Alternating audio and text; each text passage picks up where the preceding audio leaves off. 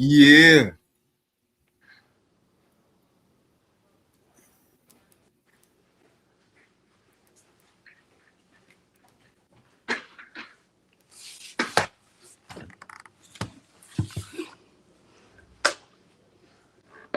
Yo, what's good? What's good? What's good, everybody?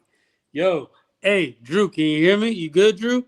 Can you hear I me? hear. Yes, Matt, can yes. you hear me? Leo, can you I hear can me? hear you. All right, cool, cool. Let's get this started, fellas. How we doing today, fellas? How we doing? How we doing?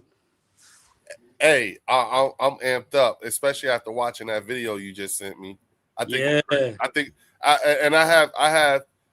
have my own thoughts on it and stuff like that because I appreciate everything my man was saying, but I realized something else too.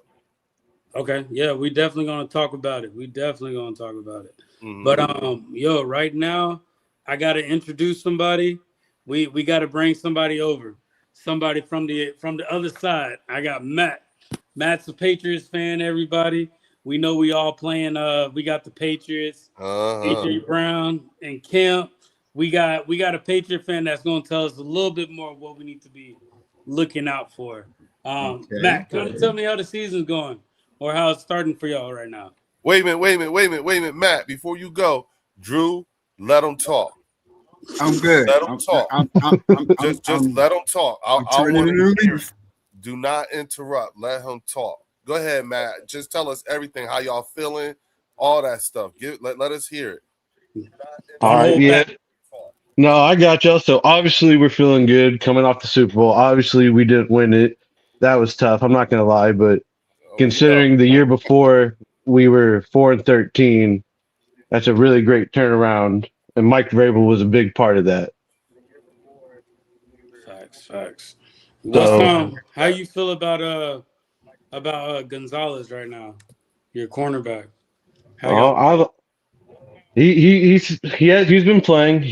We're probably going to be giving him a contract here soon. Robert Kraft's already said that they've already offered him a deal to make him the highest Patriots player ever, plus cornerback.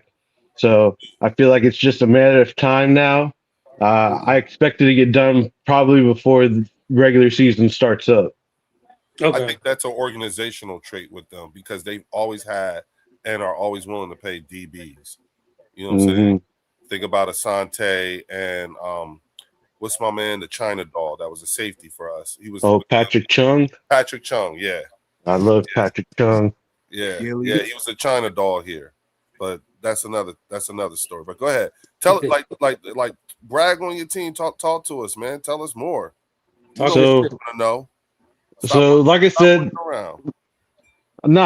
like we're working on it. I'm excited to see y'all tomorrow because one of our main priorities this offseason was to help protect Drake May. We went out and got Elijah Vera Tucker, we drafted Caleb Lomu. Hopefully Will Campbell takes the second step. So I'm excited to see them go against the dogs that y'all got. Like we're gonna find out how much better we got compared to the Super Bowl because during the Super Bowl, Drake May was on his ass way too many times for my liking. Right. Yeah. So there was so for you guys, there was a actually significant investment in protection of the quarterback this year with this past draft and so forth. Yes, sir. So we did that. Obviously, we got him some weapons. AJ Brown coming over, Romeo Dobbs. So we're doing our best right now to maximize our cheap Drake May years. So we're getting him weapons. Hopefully, like I said, with us enhancing the offensive line through the draft and the offseason, hopefully he can take that next step and be even more than just the MVP candidate. Fucking maybe win it.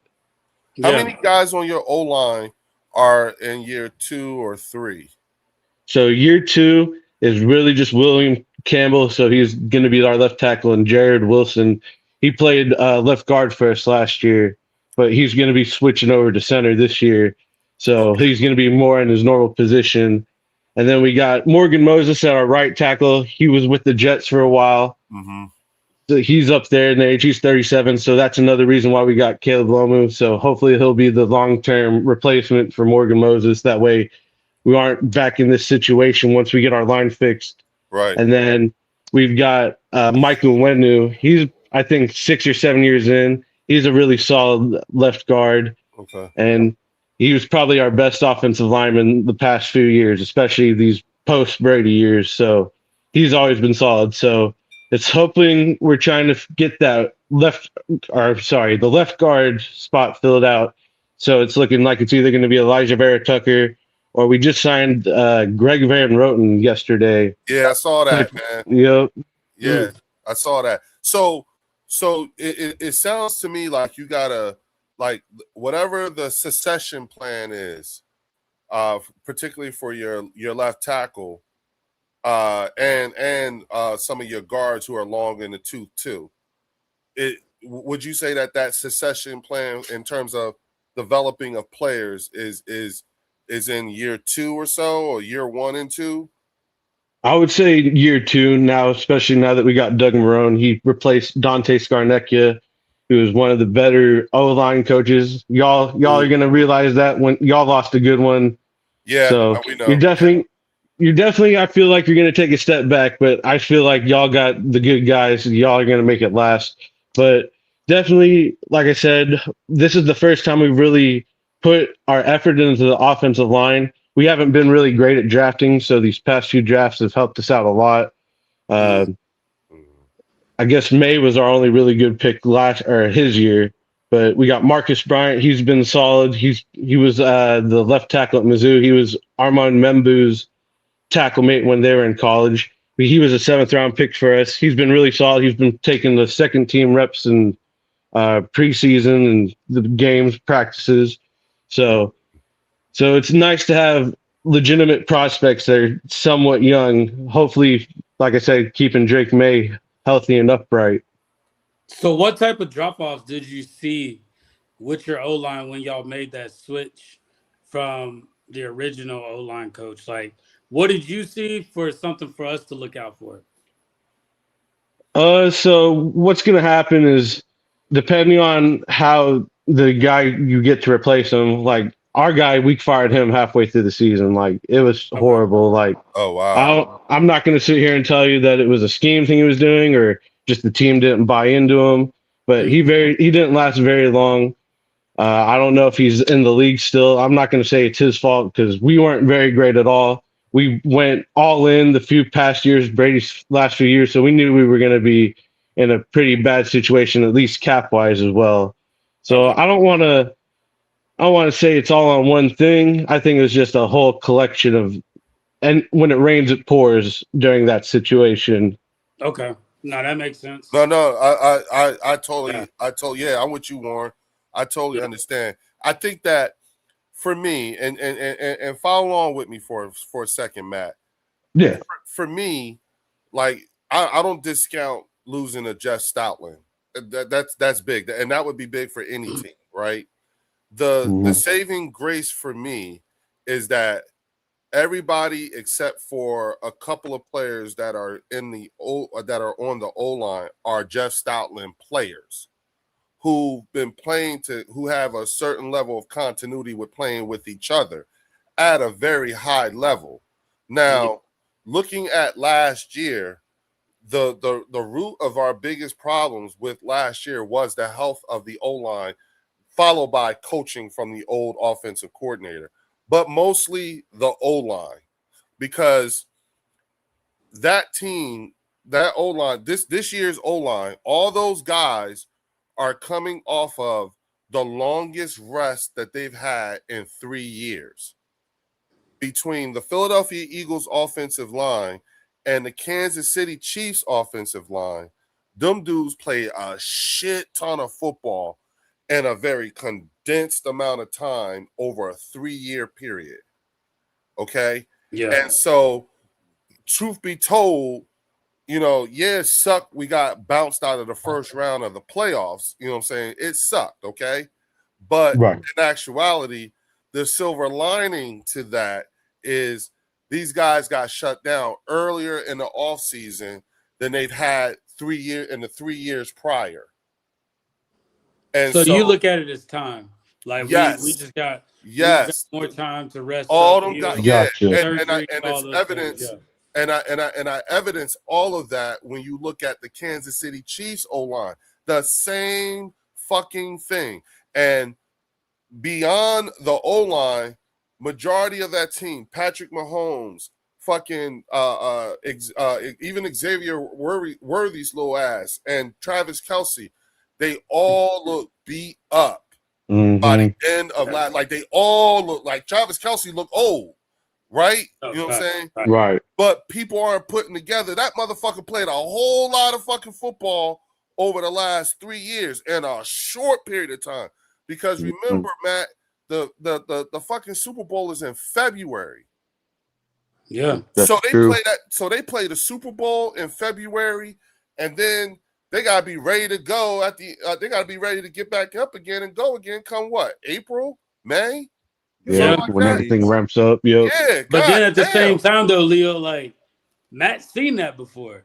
I know. Back when they had Brady, so it's like that's the thing. See, but the other thing too was when during those Brady years with the Patriots, they cycled a lot of players who hadn't played a lot of games.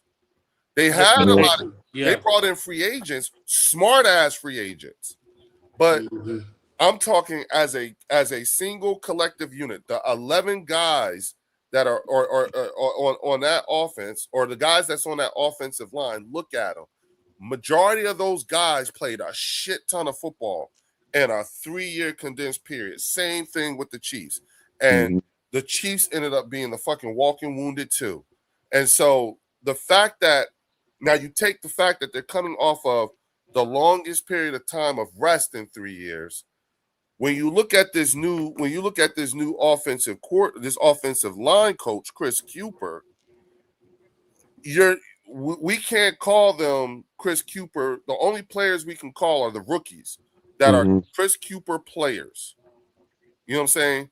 And the good news is that these young guys are getting to come in with guys who have been coached and have known success at the highest of levels.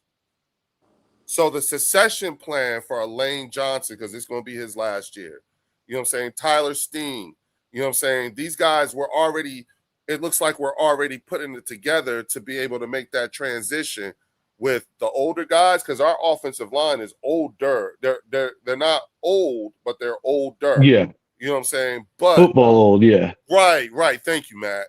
And so I'm just, because I'm trying to be nice here, but I'm just thinking about like when we talk about, this year's O-line versus last year's O-line, I always want to make sure people realize how much fucking football last year's team, O-line and defense, offense and defense. If you look at the guys on our defense, think about it. A lot of those guys are going into year 3, year 4 of year 3 of the Vic Fangio experience.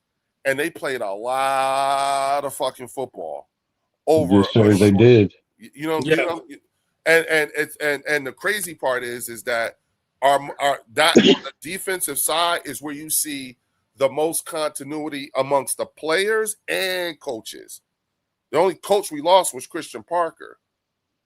You see what I'm saying? But Vic is still the defensive. Don't forget Kevin Patullo, Leo. No, on the defensive side. Okay. I'm saying amongst the coaches, and our most continuity is mostly on the defensive side because of the coaches and the players. Our continuity on the offensive side is only with the players. You know what I'm saying? We didn't just get a new O-line coach. We got a coordinator, passing game, run game, all that shit. All brand new. Yeah, they basically let Sean Mannion pick who he wanted. Yeah, but he's got the players. Yeah, it's still, for all intent and purposes, it's still a fucking Ferrari, even without AJ. It's still a Ferrari when you look at the talent and the amount of development that's already been in place before he gets there. And I'm glad you brought that up, Leo. So, Matt, I know you've been telling me a lot. Hey, we're getting ready for AJ. We're getting ready for AJ. They're just doing this for AJ. Like, you used to tell me that a lot. He used to remind me that. And then when it finally before? Yeah, he called it. He called it like back in November. Like, he was calling it. And so then when it happened, we happened to be like around the same place. And that's when he was like, He was like, I told him that they did it, and then he went to his phone. He saw they did it. So with that being said, Matt, how do you feel now with AJ Brown on your team, and what is the vibe like, or what are you getting told the vibe is like at camp right now with y'all? So I'm very excited because AJ's our best receiver we've had since Julian Edelman. So we haven't had the best luck with our receivers here in these past few years, and he's just going to come in and be our bona fide stud.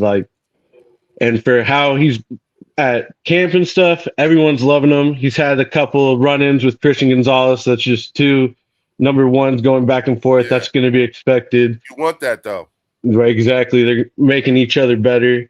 Yep. But we all know that's going to be the news this upcoming week. It's going to be AJ versus the Eagles. No matter what else is going on, that's going to be the number one topic.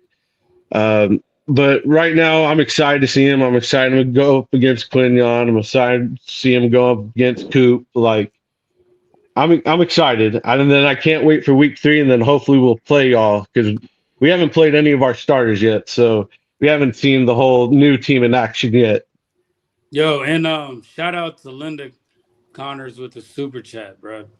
Let's see what she said. a word. Got it. Got 7. Got it. Yeah. Hey. Oh, Lord, that's a whole nother vibe, but she ain't wrong. Nah, definitely. No, just so Drew, actually, yeah, Drew, we haven't heard from you. Kind of what are your thoughts going into camp? Like, how are you feeling like after the first preseason game and all that? Like, kind of where you're at with everything. You know, I'm not as I know some of the fan base was like really upset because they didn't really like how the offense looked.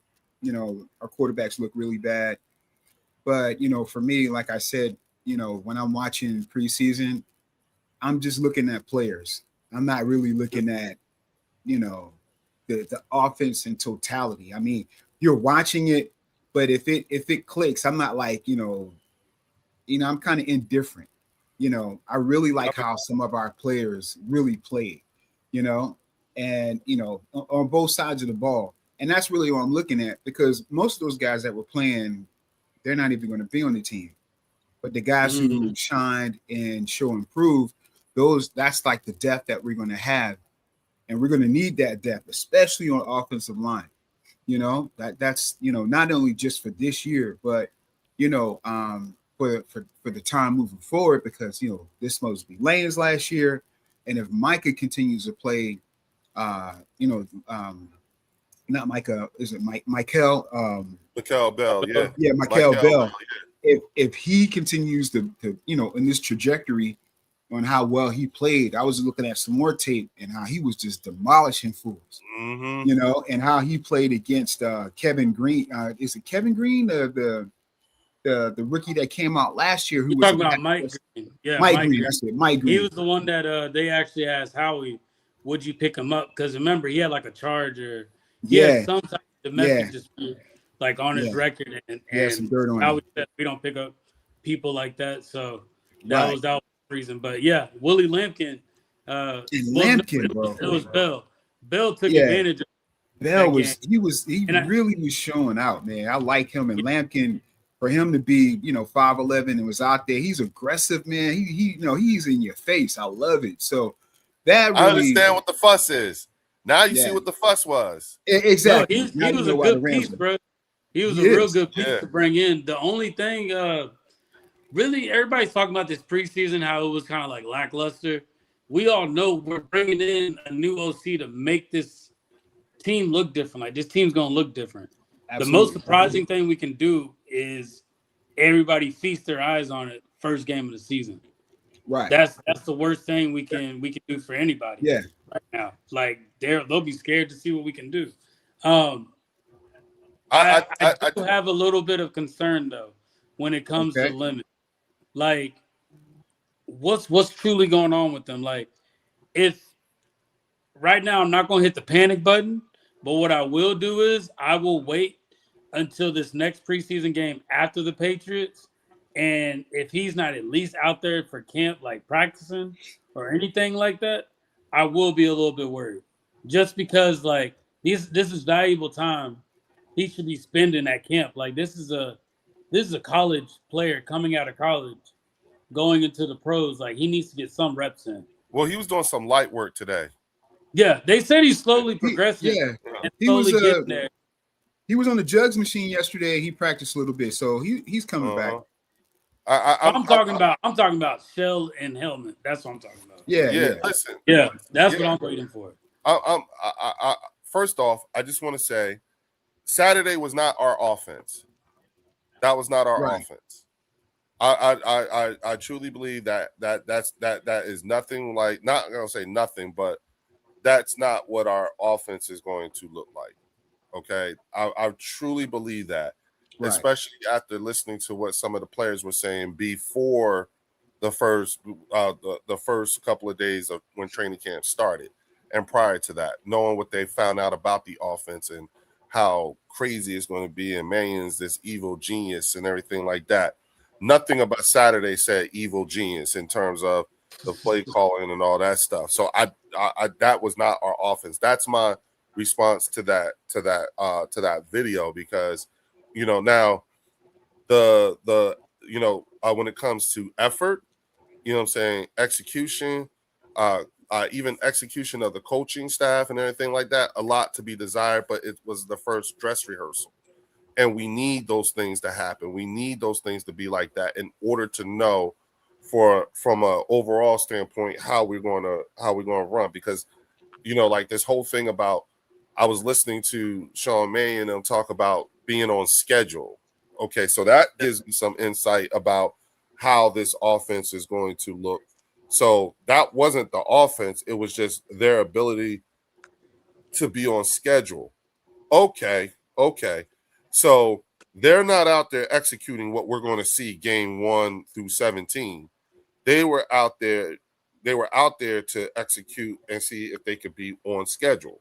Mm-hmm. And that was something like the ability to be on schedule. On top of, now Mannion gets to see what it's like to coach from coach from the booth in the next game. Right. I like that. I want to see what that's like. Yeah, those things he needs to see what it's like. So, the second preseason game, he could decide where he going to be at. Are you going to be in the booth, or are you going to be down on the field? He needs to have gone through both of them.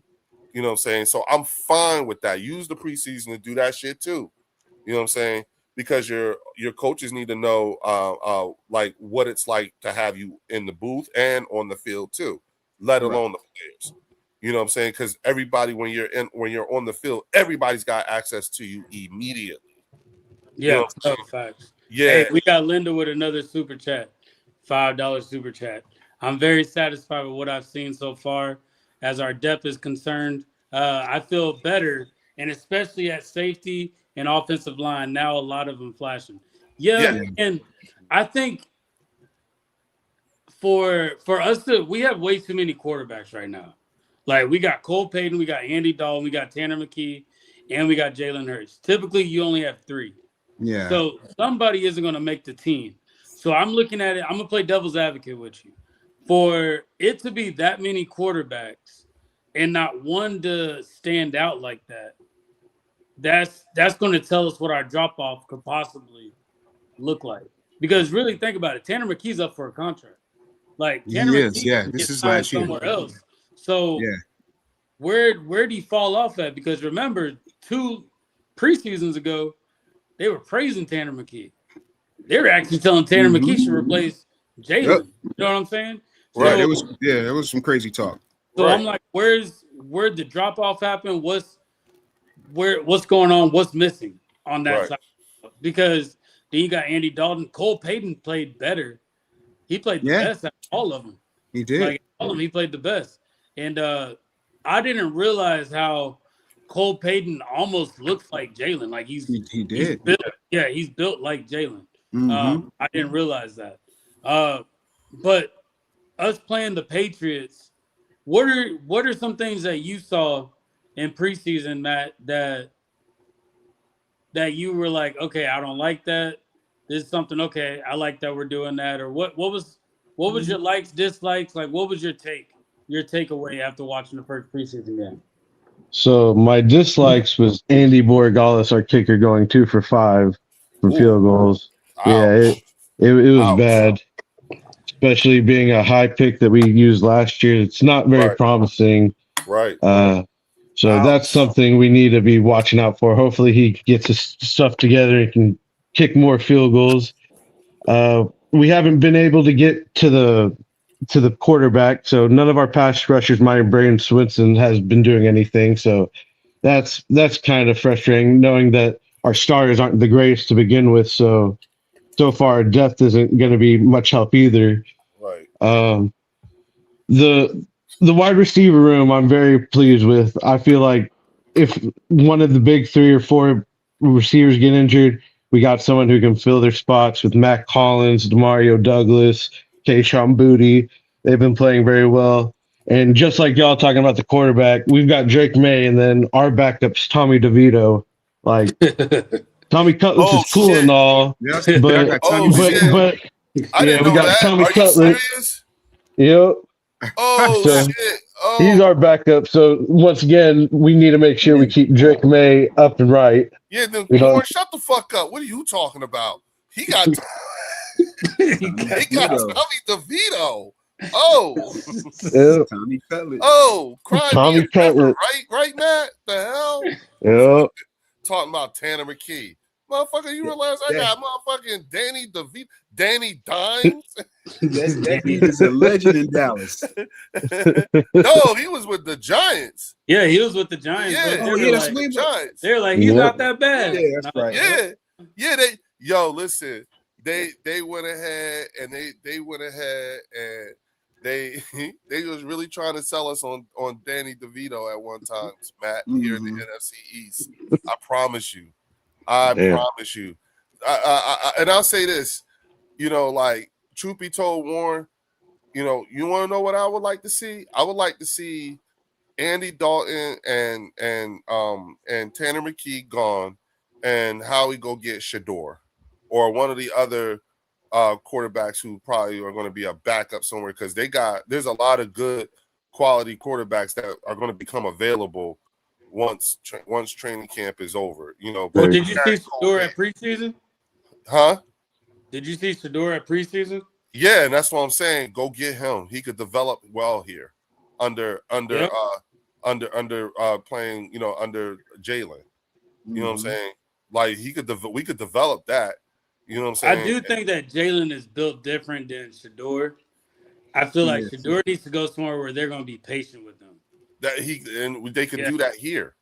You think they'll be patient with Shador here? Why not? We got Jalen Hurts for what? I think they'll be patient. All I want is a confident unless something happened to Jalen.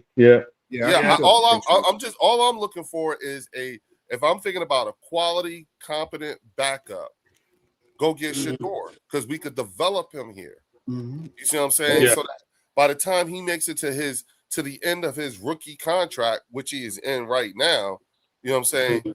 If he's not in a position where he could take over from Jalen, then we could also offer him out for a higher draft pick. You know what I'm saying? Especially if we know especially if we're as successful under Jalen Hurts for a significant period of time. Could you imagine a developed Shador? We would get 3 more years, 4 more years. We would get 3 more years, 2 more years with him, 2 or 3 years here. This is his first year, right? Second year. Yeah. But he was a 5th round pick, so you get him for this year and 2 more years at least. You know what I'm saying?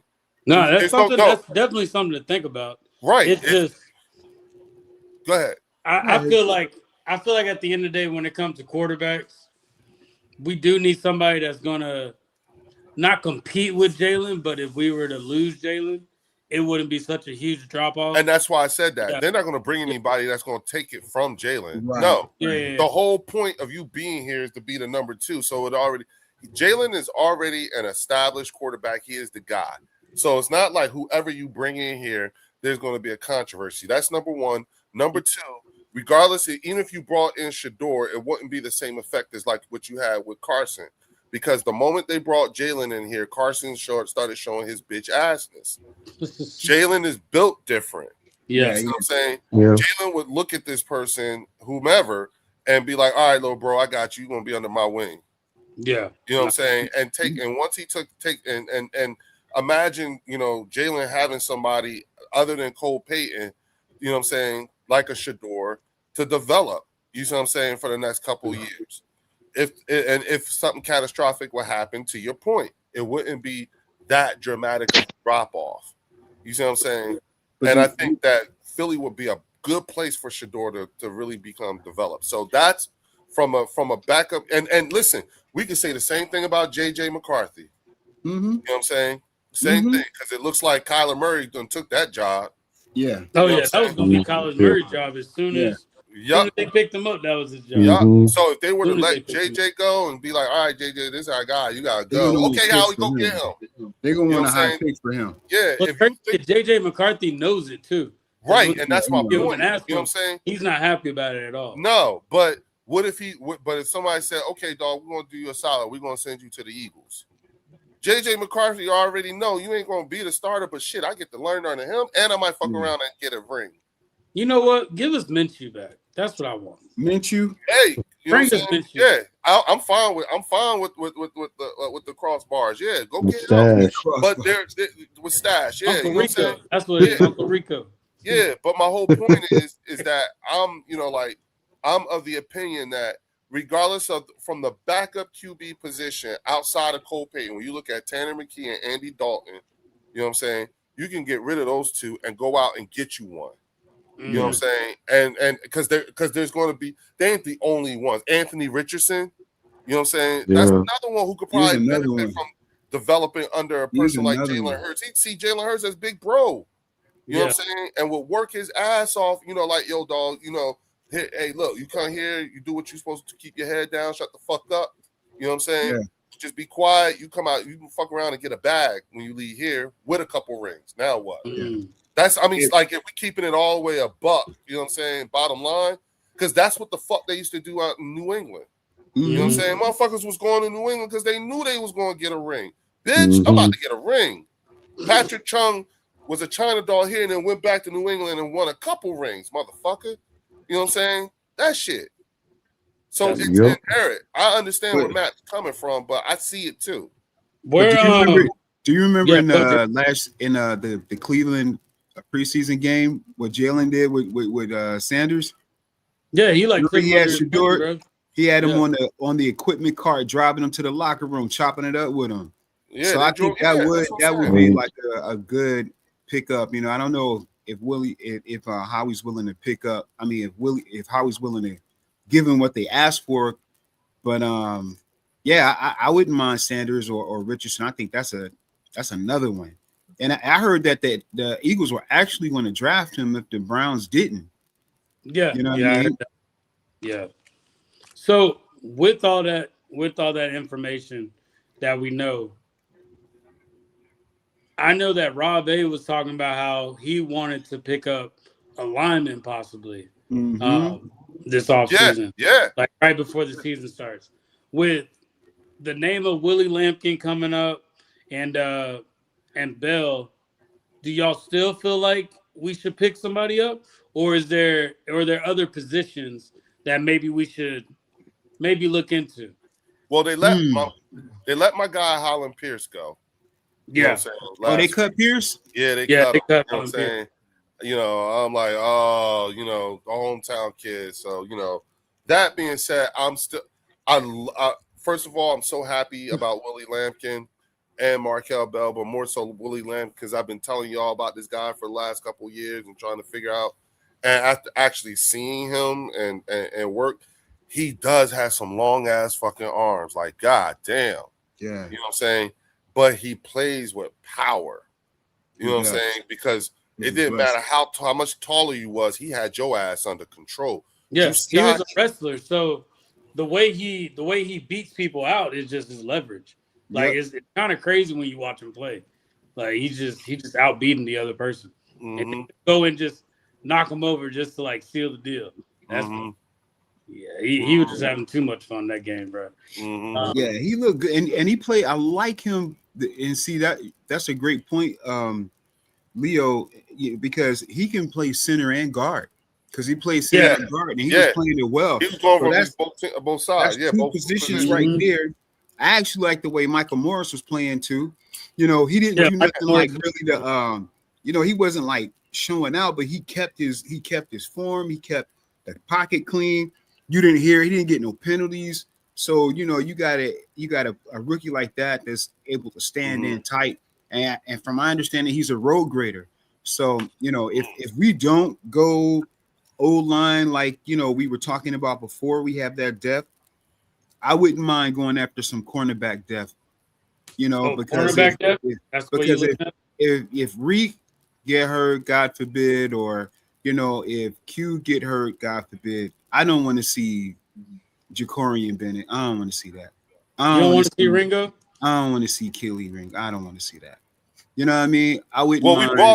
we brought in a shit ton of DBs. Yeah, we also getting rid of a shit ton of DBs. Most of them We dudes. letting a lot of them walk, bro. Yeah. A lot of them are walking right now. Yeah, I think we cool at the slot. You know what I'm saying? I think we got some depth there.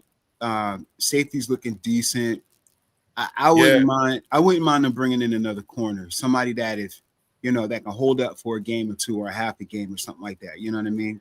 The corners. Well, we got, I don't see that. I was thinking, all right, let's do the same thing that we did with Isaiah Rodgers with Terrion Arnold, but we don't know. That might be a more serious. Yeah, I think that's because I'm seeing now they're talking about the Seahawks maybe trying to back out of that whole thing. Wait, what they backing out of? The Terrion Arnold deal. Yeah, they might be trying to back out, which means that somebody must have found out something that was like, That wasn't a smart move anyway, bro. It wasn't, man. Let the case play out. Yeah, you gotta let it play out, bro. But I think it's a lot of they don't want to. Hey, they took a gamble. They took a gamble at it. And listen, there's a lot of teams pulling out this offseason, bro. From deals, you got doing that. Now you got to see it. Come on now. Yeah, Baltimore with Max. Baltimore, that was that. There's a lot of impulse decisions being made, and I don't like it. Right, and then they evaluate and oh nah, hold on. And I think that's the case with the Terrion Arnold thing to Seattle. They said they were going to do it before really, and maybe security. See, they need a big Dom. Yeah. You know what I'm saying? Big Dom will find out about what's going on. Big Dom got connects. Yeah, Big Dom know what's going on. You know what I'm saying? So Matt, who is somebody that is under the radar right now in Patriots camp that we don't know about? Somebody who we're not paying attention to, the media is not really pointing out, but that can actually be a standout player going into the season with y'all. I'm liking Eli Riordan. He's a tight end. We got him, I believe, Notre Dame, 3rd-round pick. He's been impressive in camp. That's going to help us out a lot. Hunter Henry's up there in age. Who knows how much longer we got with him. He did just sign a couple-year extension, though, with us not too long ago. So he's been very solid.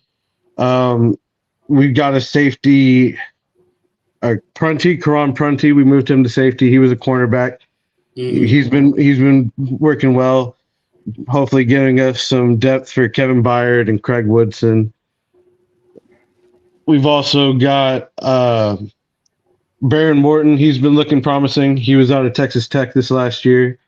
Hopefully he doesn't have to see the field too much because, like I said, that means Drake May and Tommy Cutlets got hurt. But he's been impressive with the limited reps that he's got. Okay. So how are y'all looking in as far as y'all's division? Because we've been going back and forth with Cowboy fans, Giants fans. We've heard chirping from Commanders fans, and it's we're hearing all this noise, and it's kind of all right, good job, you're doing something, you're trying to catch up. What is it like over there in your division? What is it looking like? Are y'all still the top dogs, or is do you feel like y'all finally can pass that Josh Allen? Josh Allen's not a problem with y'all anymore. Where are y'all at when it comes to y'all's division? Yeah, I definitely feel like we're past that Josh Allen because the past few years it's just been Josh Allen's been better than our entire team. So the MVP factor with that. Definitely with us having the Jets and the Dolphins, they've been trashed the past few years. That's an easy 4 wins each year. So it always comes down to our Buffalo games. I definitely think we can win at home. We haven't had the best record in Buffalo since Brady retired. But once again, that's just been Josh Allen making us look stupid. Nothing new there. Uh, I, it really comes down to I feel like the Buffalo game in Buffalo, and whoever Okay. wins that game is gonna win the division, and then Okay. most likely the home field and the playoffs. Okay. 2-team race. So you're Yeah. saying Mhm. that y'all's whole division is kind of based off of that one game, almost, right? Like, because you said you take away the Yeah, Miami, the Jets, but like y'all are the two like top dogs right now in your division. So it all kind of boils down to how y'all perform against the Bills at home, at the Bills. Stop. yeah. That's what I feel like the swinging game for the division. Go ahead. Say hi. Hold Okay. on, guys. Someone wants to say hi real quick. Just go Hi, ahead. everybody. I'm back. Hey, Hey, what's welcome going back, on? man. Welcome back, Sensei. Sensei. Say thank you. Thank you. Thank All you. right. Good night. Bye. Good night. Bye. No, that's Y'all see a how good tall one. he got? Yeah, see, man. Damn. Hey, it looks like what? It's like a two-man race or 2-team race in that division right now, man. Mm-hmm. Yep.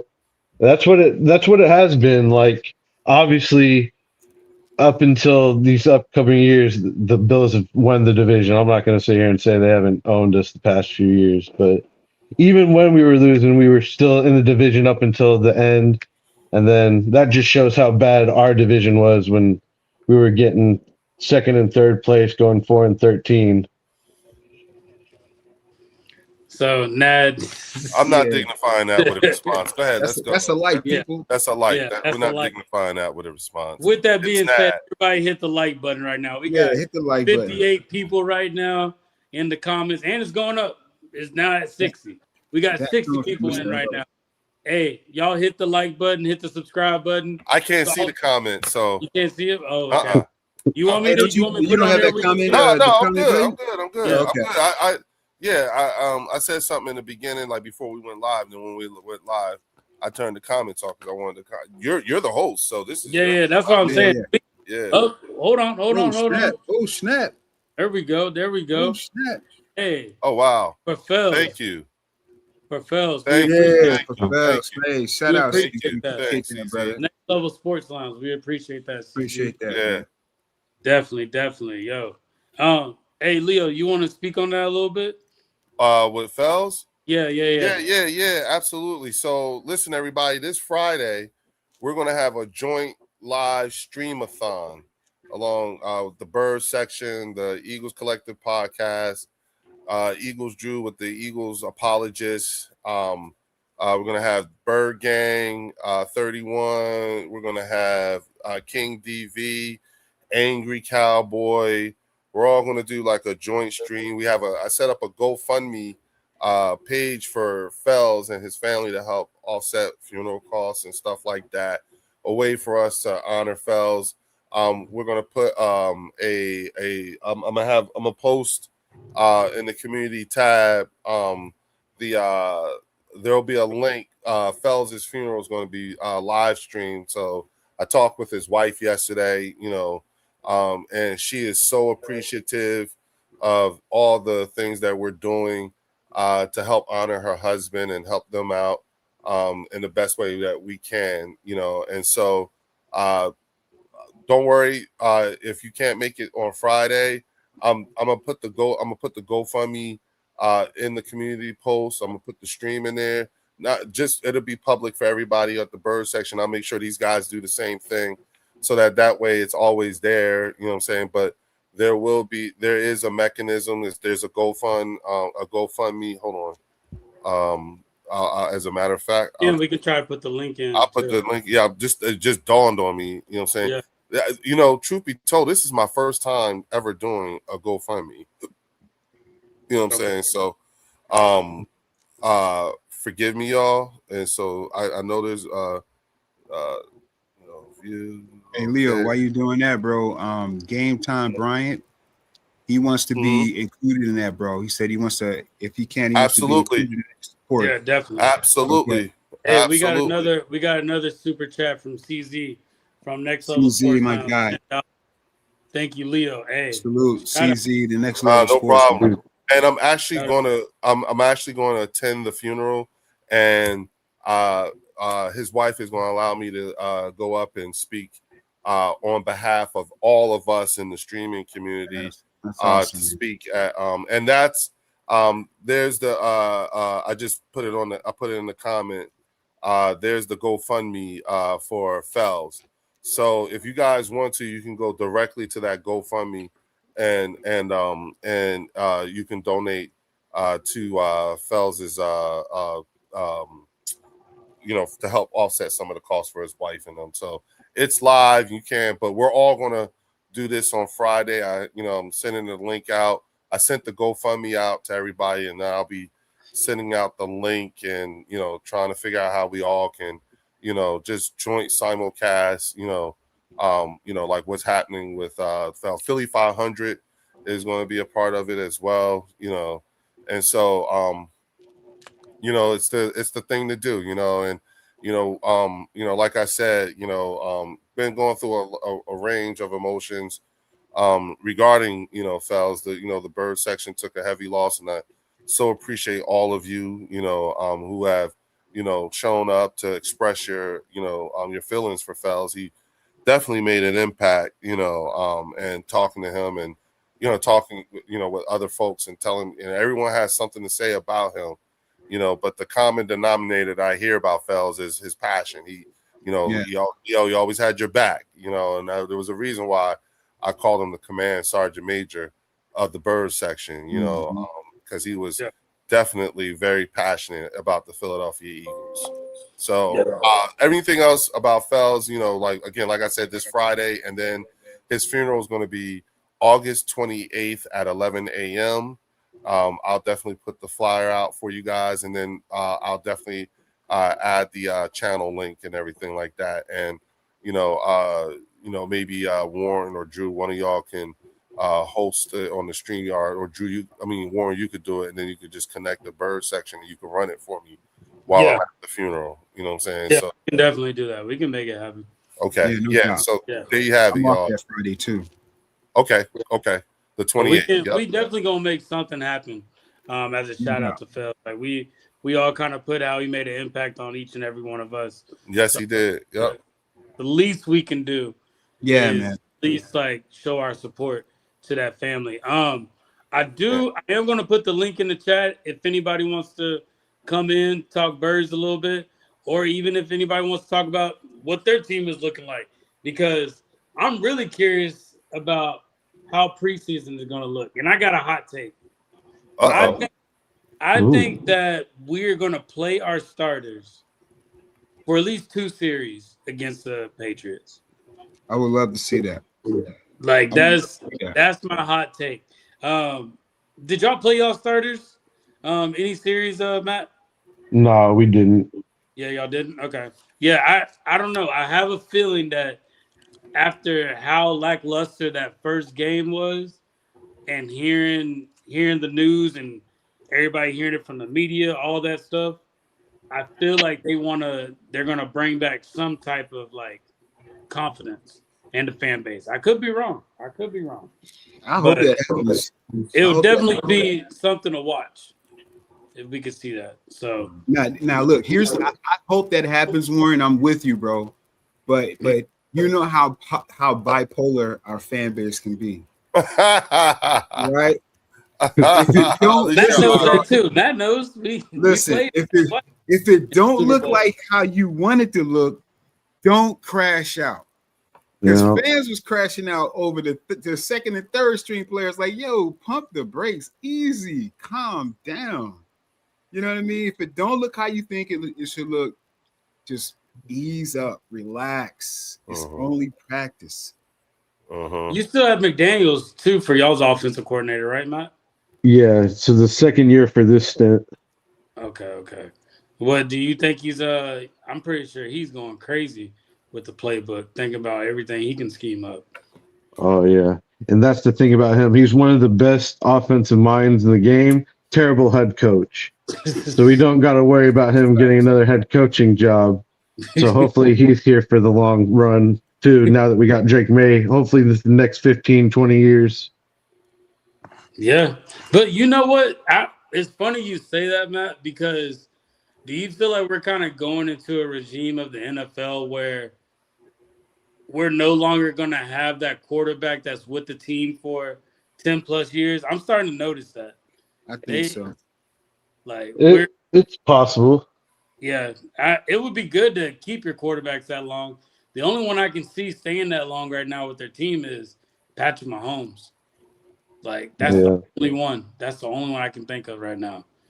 Or Josh Allen. I can say Josh Allen. If Jalen stays on this trajectory, I could see him there 10 years. If he can cruise and he wins, keeps winning, I don't see him going anywhere. Jeffrey ain't gonna let him go.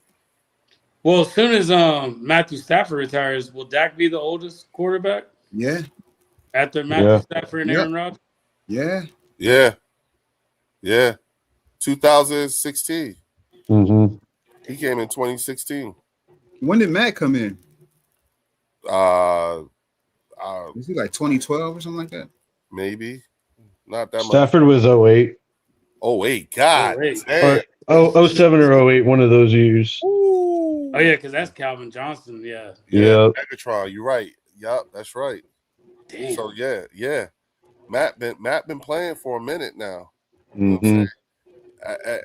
Still a bad white boy. Oh, yeah, that's a bad boy. So is Tom Brady. That's another bad white boy.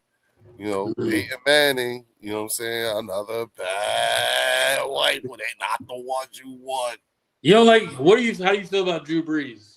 I've been hearing different things from people about Drew Brees. Hey, you know what?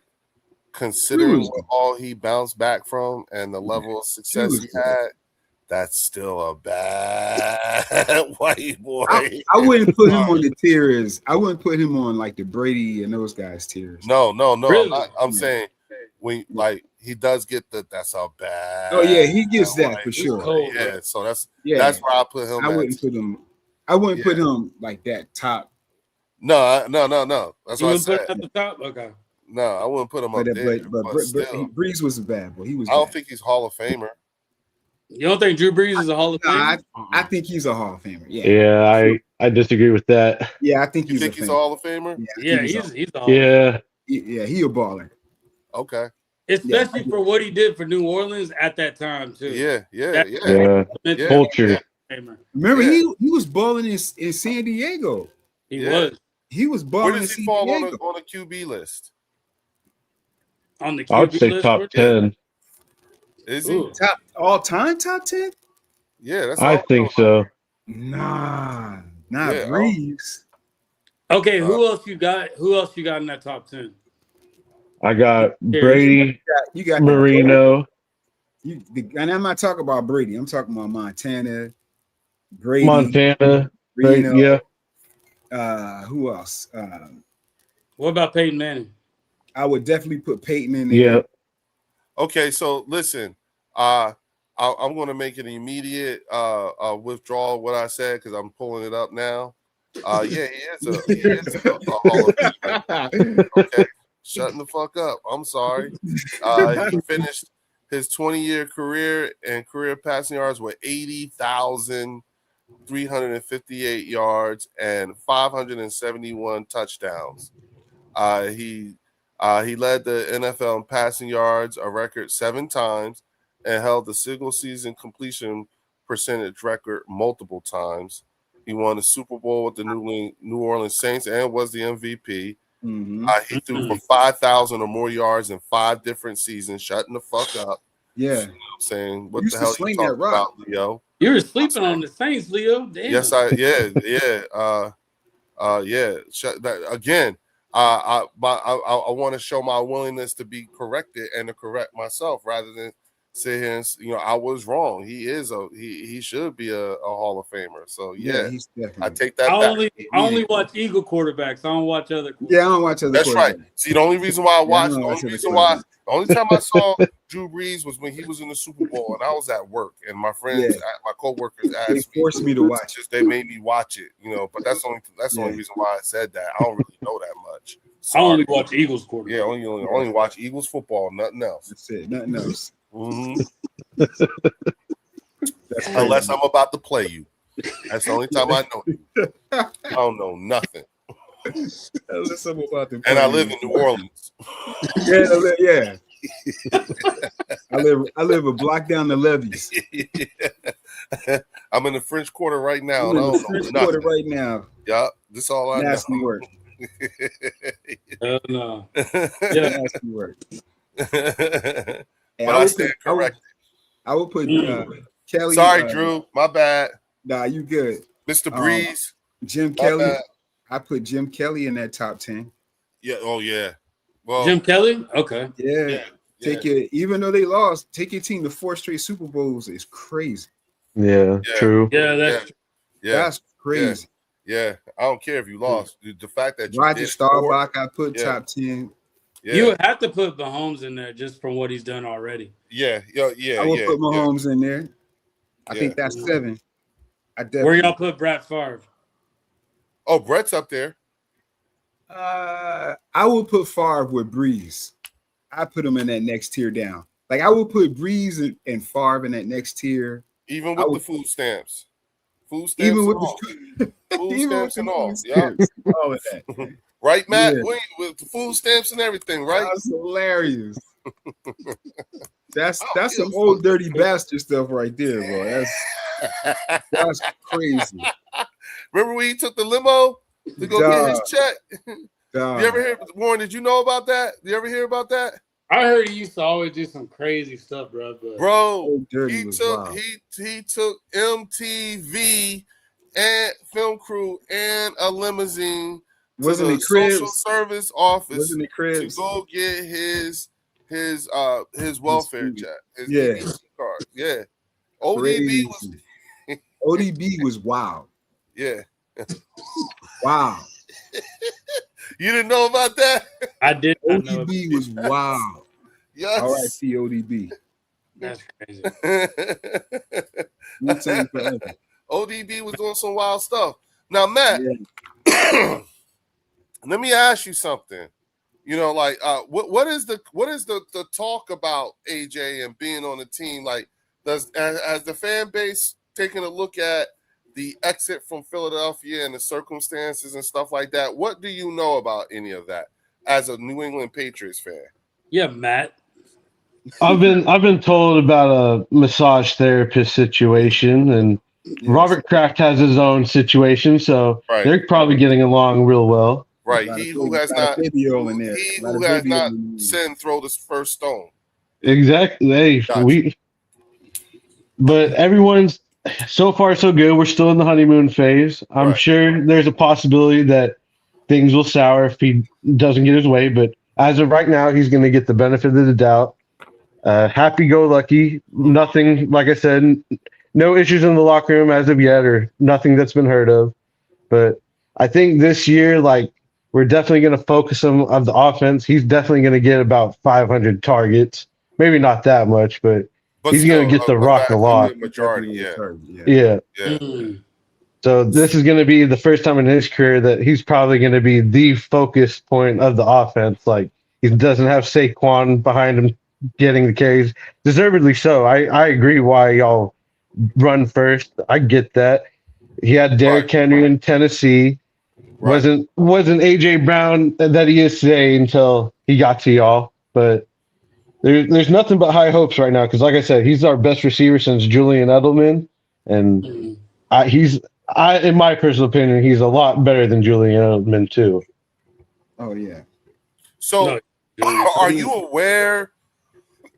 Are you aware of the fact that AJ Brown, like some of the things he did, like to get kicked off the team, and that him being the one that was going to the press. He admits to using the press to put out, false narratives about the team and everything. Are you aware of that? And if so, how do you feel about having a player like that that does that? What do you think about that? I didn't know that in totality. It's not the greatest feeling because, like I said, you show your true colors, you're really not going to change much. Leopard can't change his stripes. But like right now, I'm going to give him the benefit of the doubt. We're in the honeymoon phase. Like I said, we're all happy here. We ain't Right. I fighting just yet. want to know. Yeah, I look, Matt. I'm not trying to turn you off to him. No. I personally don't like it. If I'm being honest, like as a person, I don't like that. I don't agree with it. There's the right and the wrong way of going about your business. If he wanted to leave, like I said, I don't know the ins and outs of conversations that he had with the Eagles and the media. Like, what? Obviously, he probably did some shit he shouldn't have done, but he admitted to it. That's the thing. He did an interview and admitted to it. So that's the part that like it's one thing when you can speculate. It's another thing when the player actually admits to it. And so, for me, like I know I'm like it's one of the reasons why I'm like, okay, it makes it easier for me to get over, move on, get past. Yeah, like I would, because I know that for me as a player, what I'm saying, when a guy admits, even of his caliber, when someone admits that you actually go to the media, so all that shit we went through, that was you. You know what I'm saying? When I know that's what you had a capacity to do, I don't know how I feel about you being on my team. I do feel like you're like this though, Leo. What if the Eagles made a move and they got Puka Nacua to the Eagles? At the end of the day, you're excited about Puka Nacua coming on, even though like he's biting people's backs and I know. Yeah, he got he's a crazy drunk. Yeah, like you ain't looking at all that. You're looking at. But see that. But all right. But see, for me, that turns me off to Puka Nacua. You know what I'm saying? Because that's a set of problems. I mean, there are certain things about players you can accept. You know what I'm saying, and then you don't accept. And to me, knowing that he has that kind of behavior when he's outside the building, you know what I'm saying, it would give me cause, because then I was like, well, is the risk worth the reward? It's the same thing they did with Jalen Carter. And truth be told, since Jalen Carter's been in the league, you know what I'm saying, he hasn't gotten in any trouble outside of the football field. Yeah, he's been a model citizen. You know what I'm saying? The worst we can find from these Georgia guys is Nolan Smith got a speeding ticket. You know what I'm saying? But that, like, in terms of character off the field, it looks to me, for all intents and purposes, these guys have carried themselves in the best of ways outside the building. So if Puka, if now we know that it's public now, that's actually public, that Puka does the shit that he does and that type of shit, it's like, oh, wait a minute now, hold up. You know what I'm saying? As crazy as Chauncey Gardner-Johnson was and everything like that, that motherfucker wasn't out there biting people and drinking.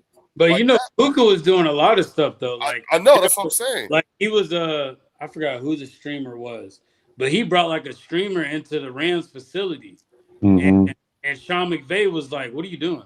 He was like, get him out. And Puka Nacua was still walking him through the facility after Sean McVay told him to leave, bro. Like, yeah. Like, yeah. And do we and is that how we operate? So the question is, you know what I'm saying, is his production worth that? You see what I'm saying? Again, I blame Michael Irvin for all this. Yeah, that's what I'm saying. So is it worth it? No. You know what I'm saying? If Big Dom would be busy all fucking night, every day. You know what I'm saying? Just off of him. But the only thing I'll say, but Leo, I agree with everything you're saying, right? The only thing I can say is that the nightlife in Philly is not as fast or as crazy as it is here in LA. No, I know that. Yeah, you know what I mean. Yeah, I partied in both cities, right? And that's what I'm saying. Like, so you know what I'm saying. Yeah, not that he can't get in trouble. That there's not trouble there waiting for him. but Dom might not be. He might not be working as hard as he would here in LA. You know what I'm saying? Right, Here in LA, right, boy, right. Dom would lose. Dom might ask for a raise if he was in LA, bro. Oh hell yeah, he'd drop 100 real quick. Yeah, I don't think Dom would be as successful in LA as he is. He wouldn't. He wouldn't. We got a super chat from Sean Mims. We need a kicker. Elliott is ass. Damn. Missy Elliott. Missy Elliott. Missy Elliott. Hey, Sean, I'm not even mad at you. I'm not even. You see, they let the other guy go. That we keep it Munt as the punter. But Yeah. How we gonna give him a chance, man? Then we got another super chat from Sean. He's like, hearing Trotter outperforming Campbell. Now, okay, I do want to speak on this. Okay. Even if Trotter is outperforming Campbell is a first-round pick. Yeah. I don't think Campbell's going anywhere. He's not. Campbell still has more productive on-field live-action reps than Trotter. If they truly felt like Trotter was that guy, they would put him out there by now. They would have put him out there last season when Campbell got hurt. They would at least put him out there as reps. He's not the guy. He's the next guy.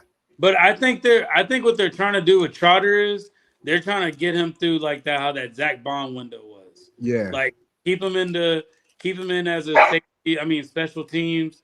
Like let him get his reps in, do all that. But once Bond leaves, because I do think we are going to part ways with Bond soon. I think this is his last year with the team.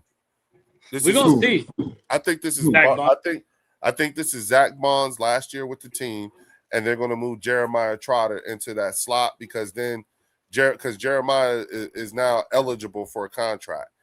Next season, it will be the last year of his rookie contract. And so he'll have the entire fourth year, which is next year, to be the full-time starter after we move on from Zach Bond at the end of this year. So I like it's set up real nice, and it could still be vice versa. Even if, let's say, Trotter ends up outplaying Jahad Campbell and becomes the starter, either way, Zach Bond is the piece that's going to move, and you're going to have the pair is going to be Trotter and Campbell at some point or not. That's the future because we ain't got to play. The value we would get with Zach Bond, bro. Exactly. Well, yeah, that's what I'm saying. After this year, you know what I'm saying? Like we could, you know what I'm saying? I mean, shit. I wouldn't put it past how he tried to get something done this year on some surprise shit. Do y'all see Howie doing something before the season starts? Yes. Making a move? Yes. Come on. It's Howie. I do see a move. Hey, he needs to do something. I'm tired of waiting, bro. No. I think we need to be. I think where we need to be for us is what we got to do is we got to hurry up and get to the point where every day starts to look the same for the players. Well, that's going to take a while just because we got a new OC. And that's what I'm saying. Everybody's still learning. Yeah, that's why I said that's why I said, that first game, that wasn't our offense. That was just a live fire exercise. And that was just really an evaluation of not just the players, but of the coaches too. Yeah. I think it was more for Sean Mannion than the actual players. That's what I'm thinking of. That's what I'm thinking of when I say that. You know what I'm saying? Yeah. It's what we needed to see. Like my man was right. Jeff McMullen was right. You know what I'm saying? Like I loved it when he said you're 2 years away from being 2 years behind. Yeah. Because Vic Fangio is on to the next. And everybody else is trying to copycat what he did 2 years ago, thinking that's what it is. And that's why I wanted you to listen to that because he's making a great point. He's making a great point. And basically what he was saying is the way that Vic Fangio is as a defensive coordinator is other people are trying to catch up to what Vic is doing. And by the time they caught up to the way he runs his defense, he's on to the next already 2 steps. He's already way past that and onto something new. Now, when it comes to this offense, the Eagles are trying to do something new. And like we say, we're bringing in Sean Mannion. We expect to get a Mike Shanahan and Kyle Shanahan and Sean McVay type offense. But think about it. Those coaches are far ahead of what we're trying to do. Yep. They're way past that. The defensive coaches. Yeah. Yes, and for us to have to go, and for our offense to have to go against that, I don't give a flying fuck about a joint practice. You know what I'm saying? Like I want everybody to get out of this joint practice and preseason game healthy so that we can go back and Vic can keep continuing to fuck up this offense. Yeah, because that's what it is. If this offense can get its ass in gear against this defense with these fucking games that Vic is playing, because that's all he's doing. He's really just fucking with them because he's actually ahead of them, but he's got players. He's playing around. As long as he doesn't slow down, just keep on. I think the Philadelphia Eagles defense is going to be a problem. It's going to be a bigger problem that people are thinking just off of the strength of, because I pointed out the greatest continuity, which is the strength of this team, is going to come from the defense, because these are guys both through coaching and players that have been together now for 2 to 3+ years. You know what I'm saying? And these guys and have known a particular type of success in the way of going about it. They know how to get there. They know to get there. Yeah, and it also helps me to understand. Oh, that's why Vic's saying the shit that he's saying now. He excited as shit. You know what I'm saying? That's why he's so excited. He ain't going nowhere. Remember they were saying he's gonna retire. This is it. You hearing what we're gonna do to AJ Brown, Matt? You hear that? Yep, I hear that. No, you know what though, Matt? Here's what I think. Right? You know what I'm saying? Truth be told, I think it's just a matter of, again, steel sharpening steel. You know what I'm saying? And this being a metric, you know, for all the bullet points you gave, that's the metrics for the New England Patriots, what your takeaways will be. For us, talking about, you know, seeing, you know, this new dress rehearsal, because this is dress rehearsal number 2, experiment number 2. Our offensive coordinator is going to go in the booth now, because last game he was on the field. You know what I'm saying? So he gets to figure out. So our biggest question in that regard won't be answered until after the game. Right. You see what I'm saying? Our next level evaluations on players, competent football, coaching, and all that stuff, shit ain't gonna be answered until after the game, because then we could look at the difference between this game and the first game. Both coaching and both with players, effort. You know what I'm saying? Were they in the right place? Did they look good? Did Vic fuck with the offense? I mean, with y'all offense? Are y'all having the same problems with the way he fucking playing around with this shit versus what our offense looks like? You see what I'm saying? That type of shit. You know what I'm saying? No, I definitely want to see what our offense looks like up against the Patriots defense. That Patriots defense is legit. One thing I will say about the Patriots defense and with the Seahawks, they spent at least 2 or 3 years developing their players in the offseason. That's something that we were talking about on Sunday, Drew. Yep. Like they invested that time in the offseason and making some good draft picks for the right players to play in those positions. So, and then they brought in Milton Williams. Like, you brought in the right person for that. And I was about to say, we didn't say anything about Milton Williams yet. No. So, well, y'all knew about him, like, and I appreciate y'all letting him walk. He's helped us out a bunch. Oh yeah, hey, listen, dog. Milton Williams was before. Hey, understand something, Matt? No, I know he was a death piece for y'all. I get it. Yeah, I know y'all got a great ass defense. Yeah, hey, listen, we know what y'all got. You welcome. You are so welcome. And please, I appreciate it. Please take care of him. In Philly, we hold Milton Williams in the highest of regards. Yeah. Okay, there's no, trust me. You cannot troll us about Milton Williams. You know exactly who the fuck we sent y'all, and we love him here. Okay, so just know that he is somebody who in Philadelphia, is a big deal. You know what I'm saying? So we know exactly who you got. But to be honest with you, it also speaks to the look at how we've been doing so far since he's been gone. Right, and that's what I'm saying. That's why I'm excited to play y'all in these practices. Like, we're gonna see how our offensive line is developing, or if we're going back. Oh, okay. Okay, So you're okay. kind of looking to see how your It's offensive a line measuring is stick. progressing. And measuring, yeah. Measuring Okay, stick. I'm excited because this is going to be our real test. Like we look solid against the Colts. The Colts aren't the Eagles. Like Right, y'all are of a lot better defense. Like right, we're going to see if Will Campbell's taking that second step. right. If Jared Wilson can hold down Jalen Carter and Jordan Davis, Right. Morgan Moses, if he's still got a step in his pep, and then even like I said, I don't like our pass rush. So y'all got a good offense, but hopefully we can try to do something against y'all.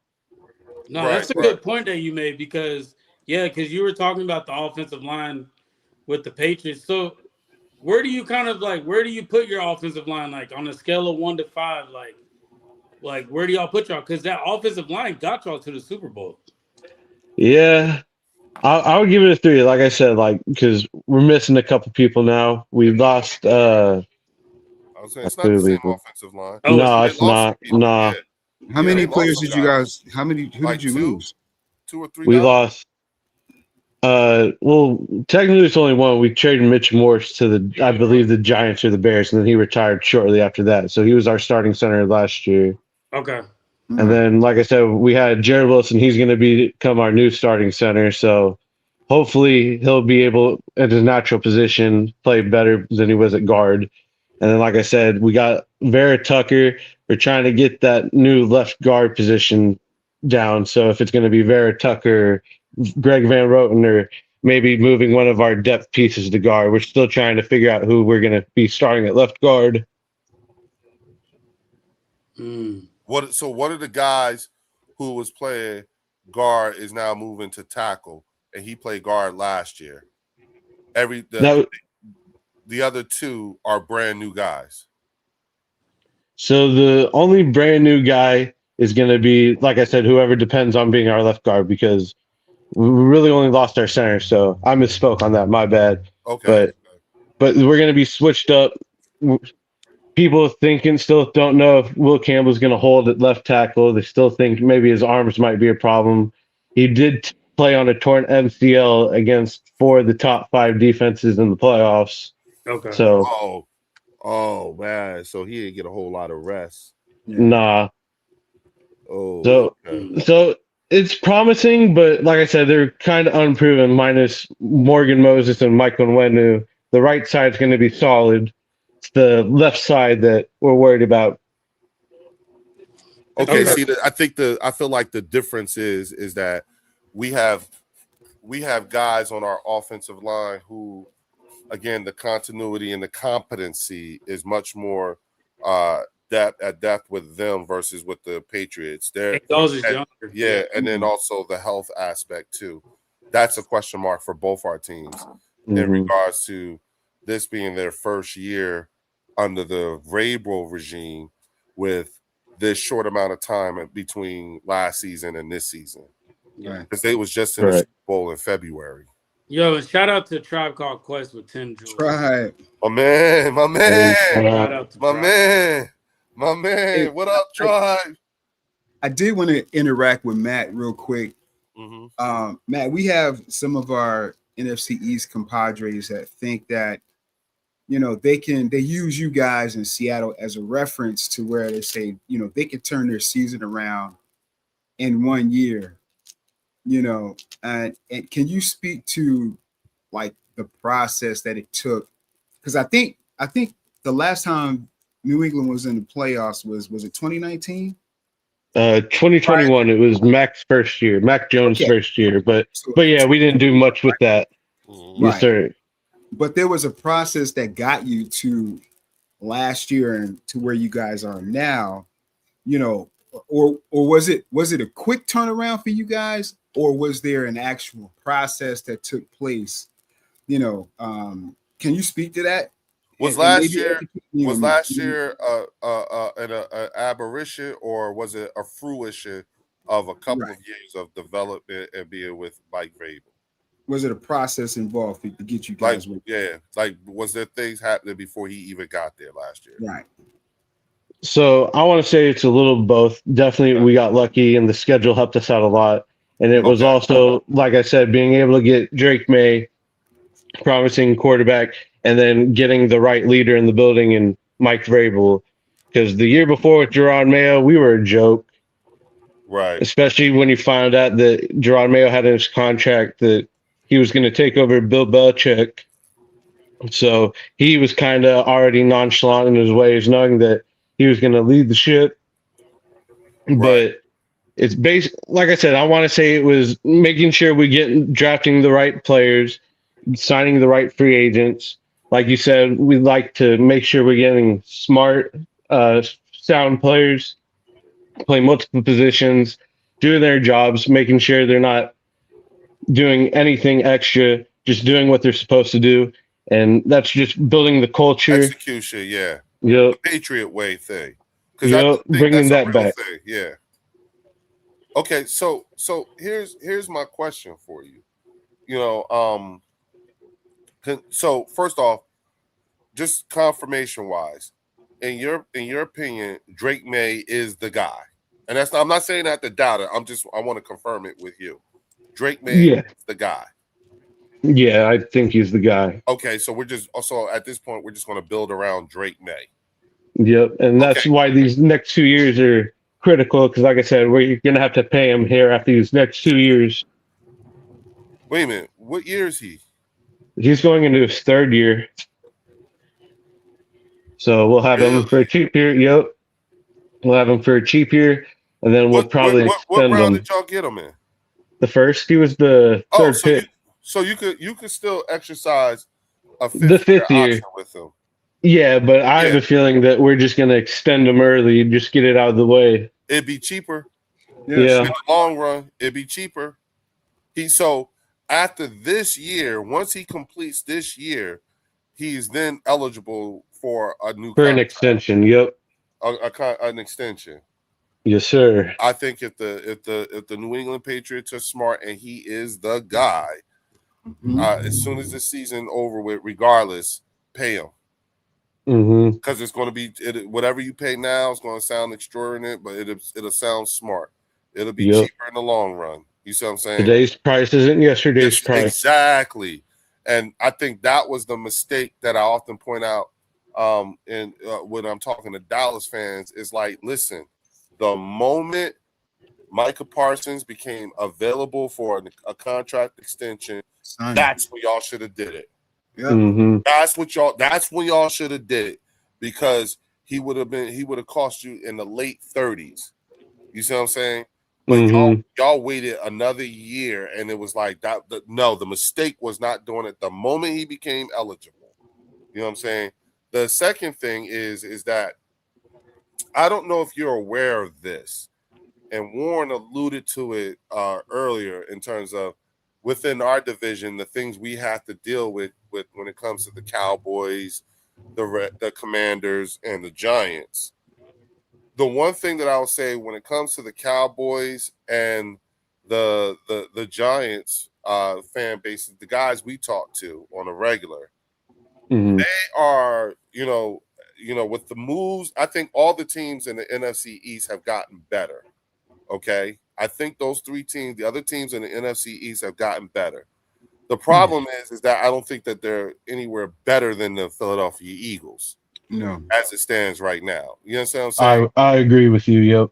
Okay, now that being said, with all of the things that has happened with the way they've, acquired talent from players and coaches, would you believe that these people are basing the success of their season to be indicative of what happened with you guys and Mike Vrabel? They're expecting that kind of result. That's high optimism for them, because like I said, it takes a lot of stuff like luck, development, time, execution, because a lot of the time it all comes down to luck. I'm not going to sit here and say that our schedule didn't play a big part in it, right? But they're still NFL teams, and you got to respect them. I personally don't think it's going to be that easy. I believe that we're the exception to the rule, but that's why you're a fan. You got to have high optimism. So, yes, but see, the problem that I think that they have with us, because again, you got to understand something. And as a matter of fact, Drew, it's perfect that Matt is here, is because he's uniquely positioned to understand what it is that we are going through right now. Absolutely. Because Matt, within the NFC East fan base, the number one issue with Philadelphia Eagles fans is arrogance. They think we're arrogant. We are too arrogant for them. They hate our and arrogance. I think Matt can attest that. That's why I said Matt is uniquely positioned Yeah. to understand what it is that we are talking about. If there was a Kansas City Chiefs fan here, they would be uniquely positioned to understand what we're talking about here. And the thing is that, you know, Matt, just answer me this, bro. What you heard from me in regards to how we're evaluating our team, you know what I'm saying? What do you think? Do you feel like we have a at least firm understanding of what our team is and the direction that it's going in and the way we are looking at things? Do you get that feeling from us? I do. Yep. Okay. Do you? With that being said, do you see? Do you get a sense of arrogance from us? No, not at all. Okay. And the reason being is because when you have known recent success, sustained success, these are the kinds of conversations that Eagles fans should be having with fans from successful fan bases. You know what I'm saying? Right. It's been difficult for us to carry this level of conversation with Cowboys, Commanders, and Giants fans because when they hear us talk this way, this is the arrogant part that they can't stand. They don't understand what it's like when fan bases who at some point or another were the gold standard of the NFL. The Patriots had a run where they were the gold standard of the NFL. The Kansas City Chiefs had a run when they were considered the gold standard of the NFL. It is looking like the Philadelphia Eagles is in the midst of a run where we'll be the gold standard of the NFL. You know what I'm saying? Because you see us having sustained success over a period of time, and we're in that time. Would you agree with that? I agree with that for sure because you know how hard it is and what it takes to be sustaining the success. This shit ain't easy. Right. Do you see any resemblance with the way the Philadelphia Eagles have been playing over the last 3 years? Do you see any resemblance when you guys were going through your eras, when you were going through your runs? Do you see any resemblance? Yeah, I see the resemblance. The most hated. You're the top of the division. We were the hated. We ran the division 18 years in a row. No, everything we did, we were cheating, this and that. It's just excuses and mistakes. Yes. Like they don't understand. They're at the bottom for the reason. It's not their fault, but it's hard. No, because and once again, you know what I'm saying? This is why I say, you know what I'm saying, you know, for you Cowboy fans, for you Commander fans, and for you Giant fans, for all the teams in the NFC East, you know, this is that level conversation you can't have. Okay, you know what I'm saying? Yes, we know you have a five ring history. Yes, your team has won 5 rings in its history, but a lot of those the people who were responsible for those 5 rings have nothing to do with your organization today. And shout out to Art McQueen for the 10 jewels. Yes, Appreciate sir. Oh man, Art, what up, Art? Thank you, Shout dog. out, Art. Hey, Warren, can you highlight Logan's question? Oh, Tom Brady understands Jalen Hurts more than anyone in the media. Would you agree with that as well, Matt? Yes, most definitely. And They're always finding a way to bring him down. Won't give him his respect that he deserves. Okay, so that with that, what is your thoughts on Jalen Hurts? What can you tell us about our quarterback? What do you like and don't like or whatever? And be honest. Be honest. You can be. No, tell us what you think, because brutally honest, please. Yes. No, I like him. I think he's a top 15 quarterback in the league. I believe he's one of the better ones. Like I would have him over a bunch of the current starting quarterbacks.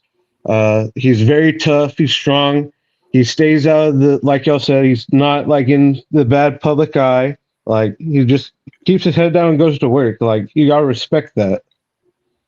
Yeah, because the interesting thing is, again, I look at who he's been hanging with, and Tom Brady loves him. Mm-hmm. And this what I'm about to say is an assumption that was built off of observation of Tom Brady. Okay, so you can help me out with this, but my assumption is I don't think Tom Brady gives this level of attention nor insight or comment about anybody unless you got to be somebody to get what you've heard Tom Brady talk about Jalen Hurts, right? Mm-hmm. I have. Okay. I don't think Tom Brady just says that about anybody, right? No, not that I'm aware of. Right. Based off of just the few he really believes in. Right. That's what I'm saying. If he says something about you, that means you must be somebody. I don't know what the fuck you did, but you did something. Because Tom Brady's not an easy win, right? Mm-hmm. Okay. Would you say the same thing? Have you ever heard what Peyton Manning has to say about Jalen Hurts, the way he talks about him? I can't say that I have, to be honest with you. To be honest with you, he does talk about him in the highest of lights. He says Jalen Hurts has his number. He calls him all the time. He loves the fact that he's embraced the cerebral side of the game, so that when he calls him, he has very specific questions about specific plays, and he loves that about him. But he says they talk all the time. That's the way he characterized his relationship with Jalen Hurts. Now, knowing what you know about Peyton Manning, would you say that that's not something that comes easily out of Peyton Manning? No. Okay. Now you had the former defensive coordinator for the New York Giants named Wink Martindale. Okay. Mm-hmm. He's gone in public saying, I've never had a quarterback actually call me and ask me to scout them. I ain't never heard of that. But that's what Jalen Hurts did, and he did it. You know what I'm saying? Mm-hmm. So that being said, you know what I'm saying, we're talking about Wink Martindale. You know what I'm saying? Now, you may not be all that familiar with him, but no, he's a legendary defensive coach. Right. I'm aware of him. He's a hard ass. Yes, he is a hard ass. You know what I'm saying? But the fact that Jalen Hurts reached out to him and asked him to do that, you know what I'm saying, and for him to speak that way, that lets you know, wow, Jalen Hurts impressed Wink Martindale enough to even fucking said it with his mean ass. Damn, okay.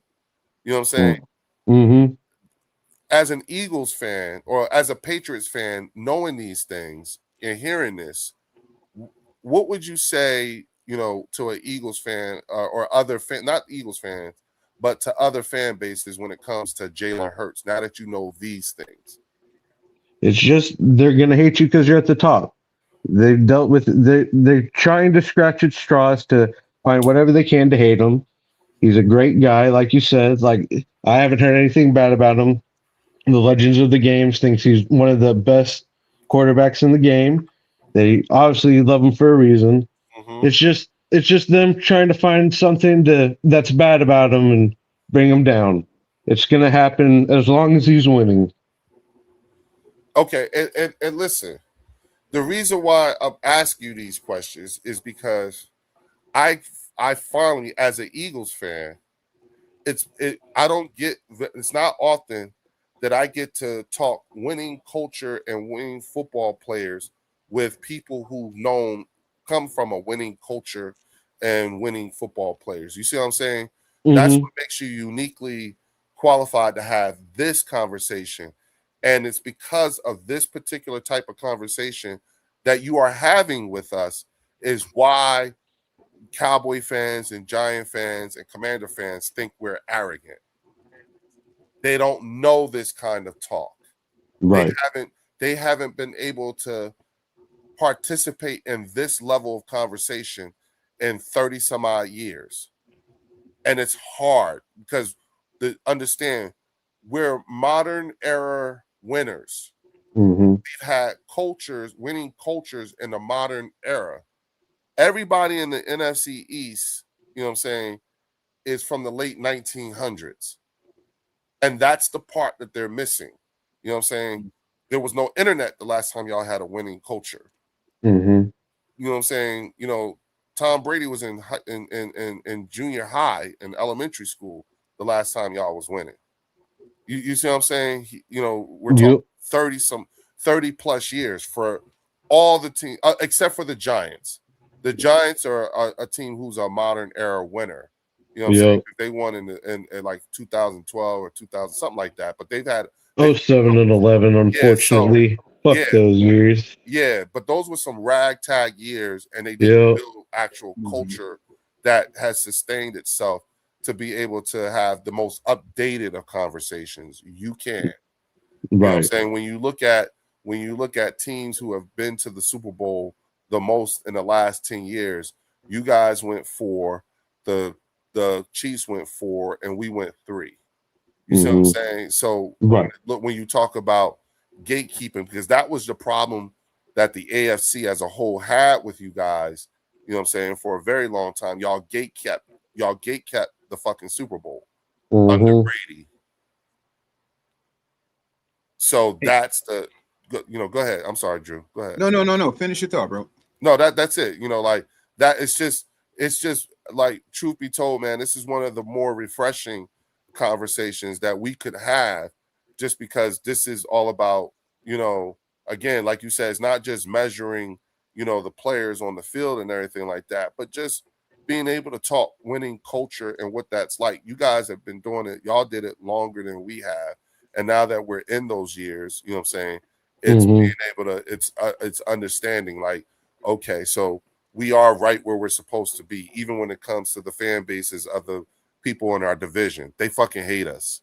They hate us. Yep. You know what I'm saying? We know a Cowboys content creator who lives in the Philadelphia area in Chester, you know what I'm saying? And literally told everybody he knows nothing about the Eagles until they actually play us. Yeah. See, that's what I'm saying. It's just hating to hate. Like they're just trying to find whatever they can to bring you down.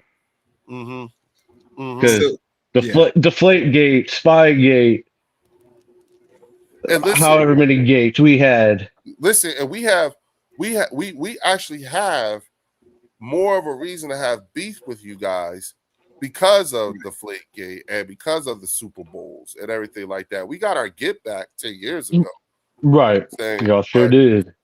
But when you look at, the other game, like those, the ones we lost against y'all in the Super Bowl too. You see what I'm saying? So, and I've often said this, a trait that I think that largely goes missed with Jalen Hurts in comparison to Tom Brady, right? And that is, I think that Jalen Hurts went through a I don't want to call it traumatic, but a life-altering event related to football, much in the way that Tom Brady went through himself, that turned him into the type of player that hates losing more than he likes winning. And when you look at Tom Brady and what happened to him during the draft and the embarrassment, and if you bring up the draft to Tom Brady, he still feels the anger as if it happened 2 weeks ago. And keeping that chip on his shoulder. Yes. And that was, when they did what they did to him at the draft, he got it in his head. I'm going to make all of you fucking pay. You're going to pay for what you did to me. You know what I'm saying? And I think that's what turned him into the animal that he became. You see what I'm saying? And I think that when Jalen Hurts lost the Super Bowl, it changed him. I've been telling people he ain't been right since. If you look at his face and everything, when he was number 2, he had a different look on his face. You know what I'm saying? But when he turned into number 1 and lost, bitch, oh shit, watch out. Doesn't want to feel like that again. Yup, he like if you listen to the commentary on the sideline, somebody said you can put a smile on your face now, or whatever, and he was like, bro, you know what I'm saying? He was like, that last one changed my soul. It ain't over until 0-0. I'm sitting here like, well, that bitch is humming, you know what I'm saying? Because we was up 31-0 at one point in the Super Bowl. You know what I'm saying? And they telling him, and Jalen wanted to run the score up even more. And Devontae was like, well, damn, man, we have 40. What the hell? Yeah. You know what I'm saying? That down their throat. Yeah, that tells me in his mind, he was on some leave no doubt shit. Like, I'm going to fuck you up. You know what I'm saying? Especially since it was against the Kansas City Chiefs who beat him in the last Super Bowl. Nah, motherfucker. Nah. I want more. I want to fuck y'all up. Especially on a controversial call. Sorry, didn't cut you off. Right. The only person in comparison that I know of, not only, but one of the few people that I know of who was like fucked up in the head like that, even during a blowout, is Tom Brady. Tom Brady's the same. He's built that way. I'm not saying Jalen Hurts is going to be the next Tom Brady or anything like that. I'm talking about in terms of mannerisms after a traumatic event, like the draft for Brady and the Super Bowl, losing the Super Bowl for Jalen Hurts.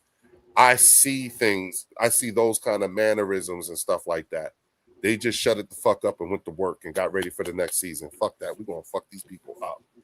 And I also think that, truth be told, Drew, I think that Saquon Barkley has that attitude too. I agree. Yeah, I think so too. Yep. Just because of the way he was talking in that meeting the night before the Super Bowl. The night before the Super Bowl, yeah. He was like, they can't fuck with us. Yeah. I'm telling you, they can't fuck with us. He got there and was like, oh, bitch, I'm going to get me a couple of rings out of this situation. Do you see what I'm surrounded with? Oh, yeah. You know what I'm saying? And I think a lot of the guys have bought into that. Believe that, man. They still believe. Yeah. I still think that I do think the goal for a lot of these players, Matt, is to win a Super Bowl this year. You don't know how many more years you got left. And and I'm looking at the way these guys were working during the off season. You see it. You know what I'm saying? Like, Matt, wait till you see Cooper DeJean's arms. This motherfucker look like he been working out with Brian Dawkins, dog. Oh shit. Yeah, he got. I shit you not, Matt. Cooper DeJean got Brian Dawkins arms. This is a white boy with Brian Dawkins arms. He look That's fucking scary. Yeah, he look. And Devontae noticeably put on some muscle too. Yeah, you can see it. He's still skinny Batman. He's just not as skinny Batman. Yeah. We just need Coop to get those interceptions. That's it. Yeah. Yeah. Man, I wanted to ask or get your feedback. You can see how the NFC East is a very competitive division. The fan base, we're always at each other, no matter how bad you are, how good you are. How is the AFC East? Is it like that? Do you flex on them and say, like, I got 6 rings and you got 1 or you got none? How is your guys' fan base? Because you guys got Bills Mafia. I don't know what Miami, if they, their fan base kind of reminds me of LA's fan base. They're fair weather. They'll come fashionably late to a game, football, basketball.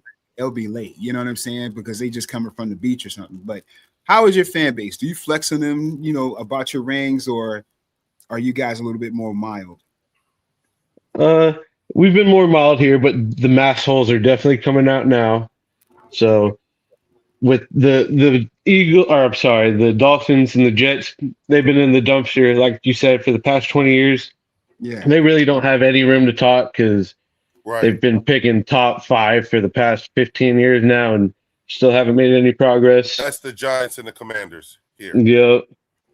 And no one else has won the division since the Bills. The last time that it wasn't the Bills or the Patriots, it was 2009. So I can kind of see with the NFC East, with y'all swapping like division titles, like you said, it's been more I can see y'all bickering back and forth more, but our division's been trashed, Can't say so nothing. it's Yeah, they basically can't. Yeah. exactly. Even when the New England Patriots weren't good, the Bills did nothing with it. Absolutely nothing. Nothing. Just went to AFC Championship games and lost. Mm-hmm. If I'm the New England Patriots, I'm just like, you know what I'm saying? What bragging can the Bills fans do to the Patriots fans? What? Nothing. You know what I'm saying? We got 6 AFC championships over you, but that's not even a flex. You know what I'm saying? And you know, like again, you know, like whatever. You know what I'm saying? Yeah, you know, because again, we hear, you know, arrogance. We need to be more humble and all that stuff. And it's like, why the fuck should I be humble about winning? Fuck you. Yeah. Exactly. I'm not going to apologize for being good. Okay. Yeah. Exactly. Okay. If they want to talk, come win a Super Bowl or two. There you go. Get your weight up. Get your weight up. Okay. Okay. I ain't gonna front. I'm about to be a fucking menace now. and I'm doing, hey y'all, I'm doing an NFC. You start that. Look, yeah, thank you, Matt. No, because you know what I'm saying. Like I just needed, I talked to a real Patriots fan. Hey, you gotta be the villain. Be the villain. They already think you're the villain. Fucking play the villain. You know what? I'm going to be the bad guy. Yes, that's what I intend to do. Bad boys. I revel in it. I revel in it. Yup. And I'm going to be like, yeah, hey, listen, as far as the New England Patriots is concerned, that fan base, they looking at us like, yeah, do that. They told us to be the villain. Now I'm going to be the villain. We talked to the real big brothers. Facts. You know what I'm saying? Facts. We talked to the real, they told us that what is to a do. fact. Facts. They just told us how to wear it. Yeah. They're going to hate you regardless. Make it fun. Now, one thing, it kind of goes to what you were saying, Drew. Like, look at what the Patriots did. Look at what the Bengals did to get to where they are. One thing that I think, even like with Bill Belichick leaving, Tom Brady leaving, one thing I can say, and maybe Matt can agree or disagree with this, I don't think the Patriots stopped developing players. I don't think so either. No. Again. I don't think so. No. And I think that is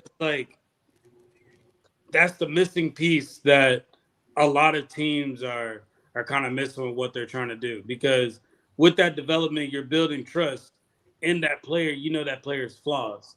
So now you actually hide that player's flaws and bring out their strengths. So with that development piece, we hear a lot of teams that they just want the finished product.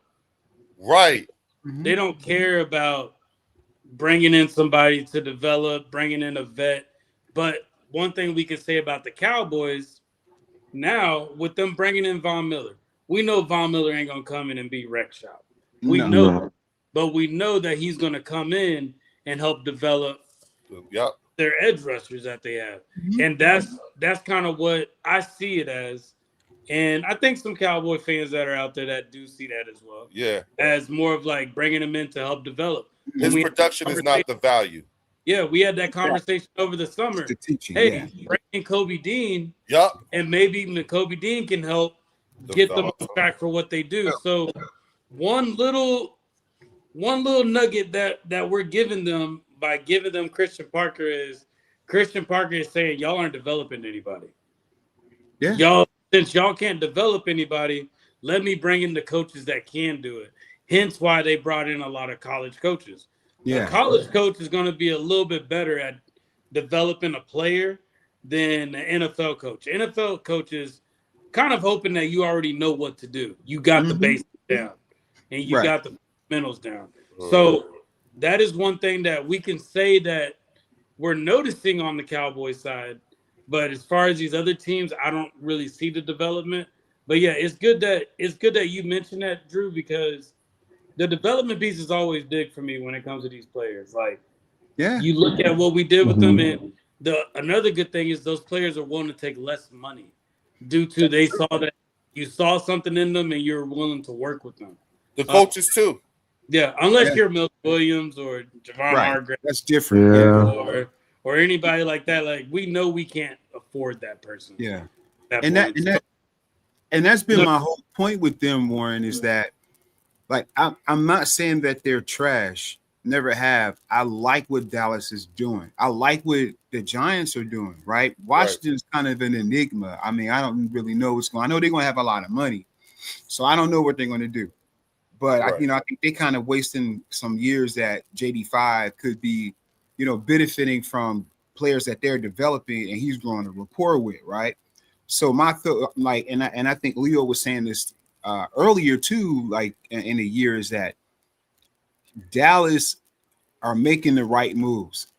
I don't think they're going to see the results of it until like a year next year. You know what I mean? That's I what think I said. next year I'm looking at Dallas different. Yeah. You know what I mean? Like, okay, depending on how well their draft is, seeing that, CP is he's going to get rid of some more guys that don't fit his system, because there's guys in there that don't fit. It just is. You just need the bodies, because you can't play with 8 players. You got to play with 11. Or someone you expected would be a good fit. Exactly, right? So either, any of that kind of combination that you want to look at, then I say, like, next year when you say, okay, we don't need that guy because he doesn't fit, keep this guy. Now let's go. Here's another draft. So now CP will have 2 drafts under his belt with guys he's developed, and now those guys can help them develop. And then you can go say, hey, let's go pick this guy up in free agency. Let's go get that guy in free agency. Now it's like, okay, now you looking scary, because that's what the Eagles have done and have been doing for over a decade now. So when we say, I don't think you guys will be ready, and again, I could be dead wrong, but we have the experience here. And I think next year is when I think Dallas can make that jump. The Giants, I don't know. They have a lot of talent, but we got to see. Who have they developed? Yeah, like who have they developed? And when I say develop, I don't mean first, second round picks. Like, those are first and second round picks are pretty. You're solid. expected to start 1 or 2 years. years. Especially if it's high in the draft. I'm talking like 3rd round on down to 7. Who are you developing? Undrafted free agents? Who have you brung along, and that they are making either they're starting or they're playing a contributing part to your team, where it's like, oh dang, this dude is an important piece. Jordan Mailata is one of the best tackles in the NFL. The hell with the division. He's one of the best tackles in the NFL, and we developed that dude from nothing. Look it up. What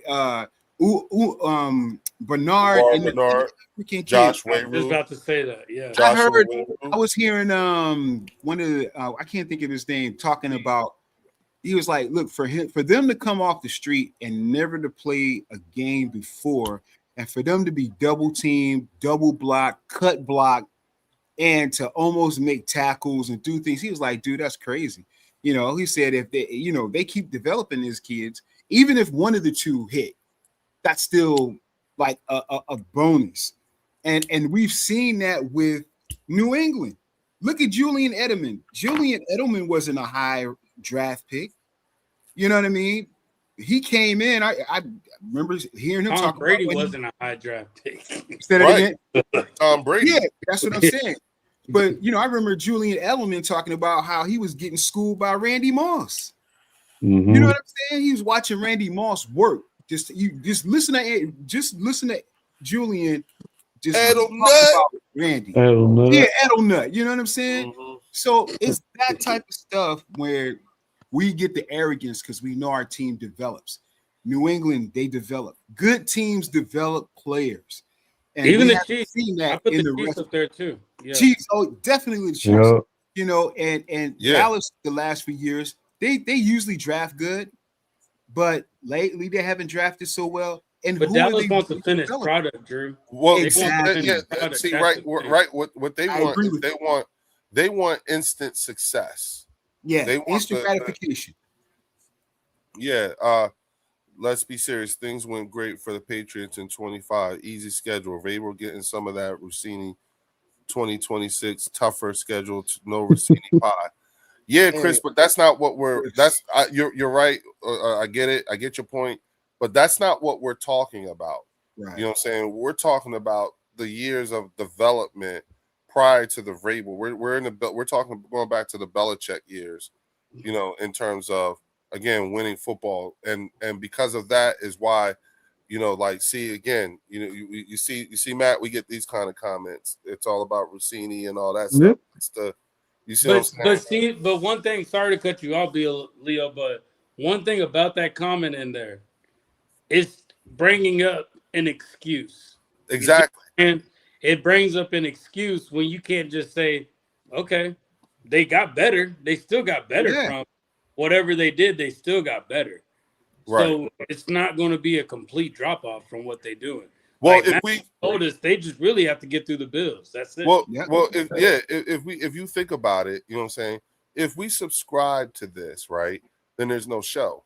There's no winning culture football talk. That's not winning culture football talk. Yeah. You see what I'm saying? You saw how fast we got through the whole AJ thing. You know what I'm saying? And you saw how Matt took that on the chin. Duly noted. Thank you. That's how he was. You know what I'm saying? He didn't. You know, Matt wasn't threatened. He didn't come off. He didn't. You know, he was like, okay, got you. Thank you for telling me that. Duly noted. And let's keep it moving. You know what I'm saying?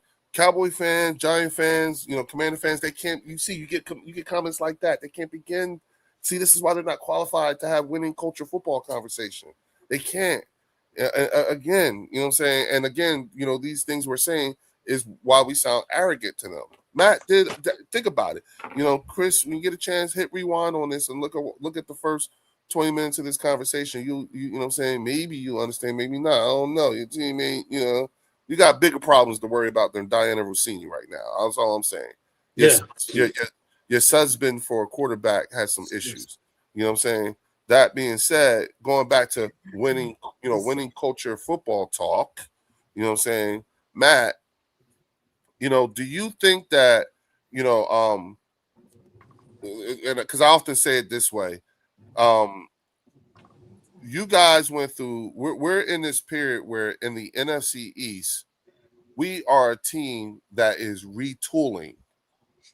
The Commanders, the Giants, and the Cowboys are teams who are rebuilding.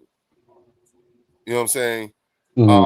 And I think that Dallas has one more year of rebuilding, and then they have to retool what they spent time building up. Now, that being said, you know, whereas for us, I think what's going to come down to it in the next couple of years is not so much about coaches or players, but the difference between the organizations will primarily be highlighted, I think, through the front offices.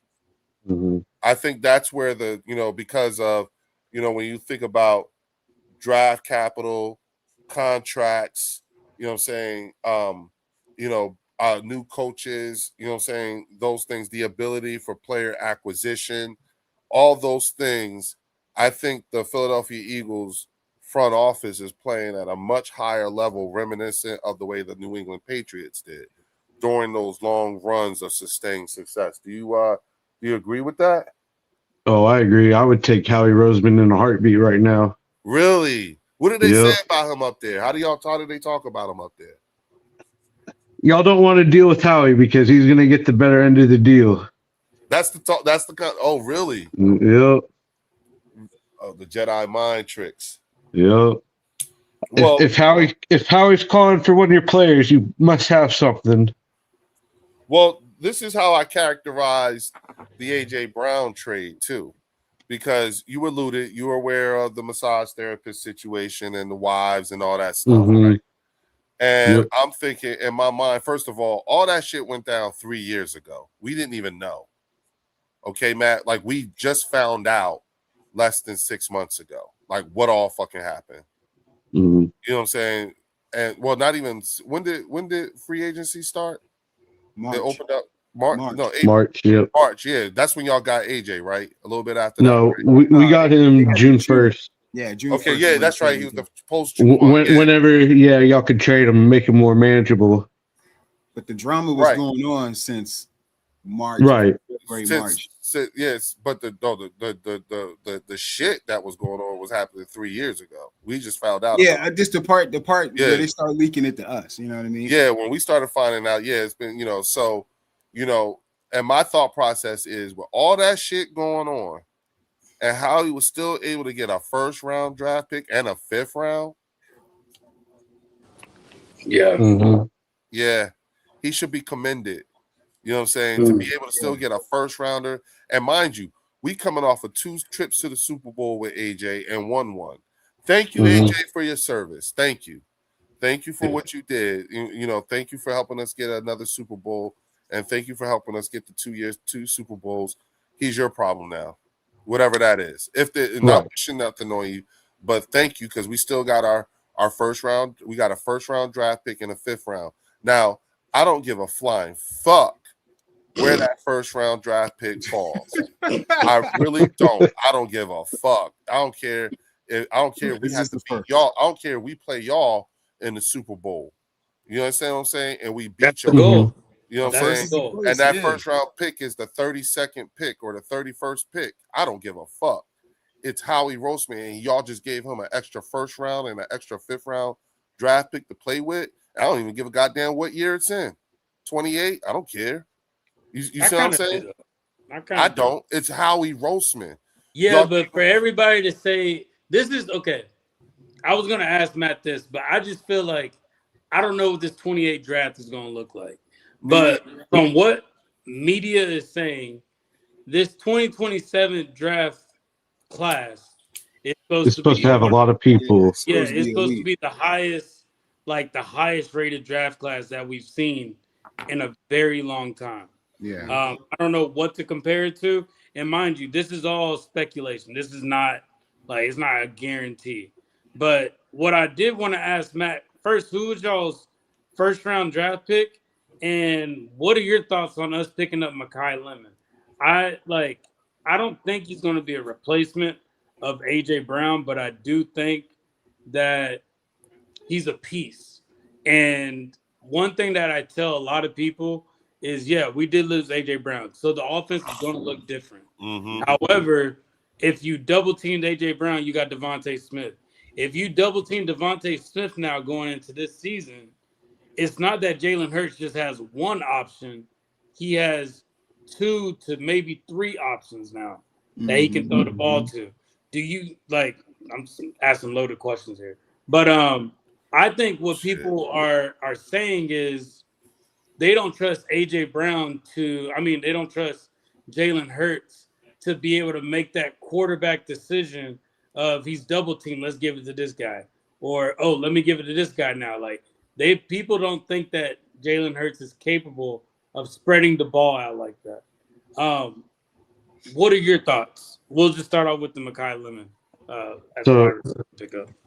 So I like Mekhi Lemon. I agree with you. I don't think he's going to be like a superstar, but he'll definitely be a serviceable wide receiver. Like you said, hopefully he can develop to be a solid wide receiver too, to get some of the attention off of Smitty. I agree with you on the Jalen Hurts. I don't think he's going to have troubles with it, but I think at least for the first month or two, it's going to be a big difference. He's going to regress a little bit. Nothing crazy, but him used to having Smitty and AJ Brown, and now, like you said, if they focus on Smitty, hopefully Mekhi and all your other receivers can help take some of the pressure off of him, make it easier. But I think at least for the first month or two, it'd definitely be a little regression. Okay. I like that. Okay. That's fair. And I think we're kind of going into this season not expecting it to be we're not gonna get the Eagles don't really start off hot anyway, as it is. Yeah. So we expect there to be some type of a drop off or trying to get it right, and that's where we're really going to need our defense. We're really going to need our defense these first 5 games to kind of step up and carry the team a little bit. But I do see us getting better and the team meshing a lot more. With Mekhi Lemon being hurt, that's my only concern right now. How much missing valuable time. yeah, how much is that truly going to hurt him? But then you got people like Cooper DeJean, who was out for what, 6 games, and then he comes back and it's like he didn't even miss a beat. So yeah, I'm just curious to see what that's going to look like. But you know what, Warren, I don't like. I think that's a little bit, in my opinion, it's a little bit inflated. Like receivers missing. Like I'm not saying that it's not important for him to be there and to be in the mix, but how much is he really going to do when there's 90 players on there? It's going to be limited, right? When we cut down to 53. He's going to get that time in with Jalen because it'll be what by the 53 they'll have the 2 men, the 50 they'll have by 2 weeks to have the 53.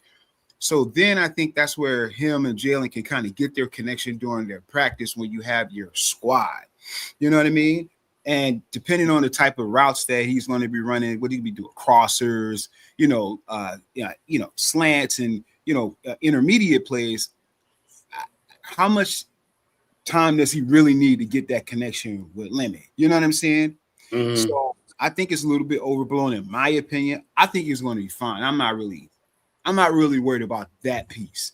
I just want him to be healthy, so when he starts, he can continue to play throughout the season, and just get the speed of the game and really understand what it is that he needs to do. I'm more concerned with that than him just like missing training camp. I want to see him play for sure, but once we get to 53 and they start practicing and prepping every week, I think they'll get that connection. That's just me. Okay. No, I like that. Well, hey, we are past that 2-hour marker. Hey, Matt, I appreciate you coming on here. I think this is the first time both channels has had a Patriots fan, right? Yeah. Is that right, Leo? What's that again? Is this the first time y'all have had a Patriots fan on the Bird section too? He is the first. He is the first. I feel blessed. Thank y'all. Yeah. Yeah, Matt. And just so you know, like you always welcome. Like typically we have like Leo in here. I mean Theo, who's Theo's a Lions fan. So we welcome other fan bases to come in because at the end of the day, we just here to talk ball. Like, we got some of our regulars and stuff like that. Yeah, we just trying to talk ball. So you always welcome to come in whenever you want. Appreciate that. Well, I was about to say, y'all. What's that? I was about to say, fellas will be here on the next one. But still not catch myself on that one, dog. It's gonna take a minute. It's gonna take a minute. Yeah, it's gonna take a minute. Forgive me, y'all. You know what I'm saying? Yeah. I was about to say, fellas, you know what I'm saying? Matt, you missed a good one, dog. You know what I'm saying? Our guy, he just passed away last week. You know what I'm saying? And so we we're still, it's still brand new news to us. And so we're still grieving. Yeah. When I tell that's you, rough. I'm sorry, guys. Oh, he would have loved this.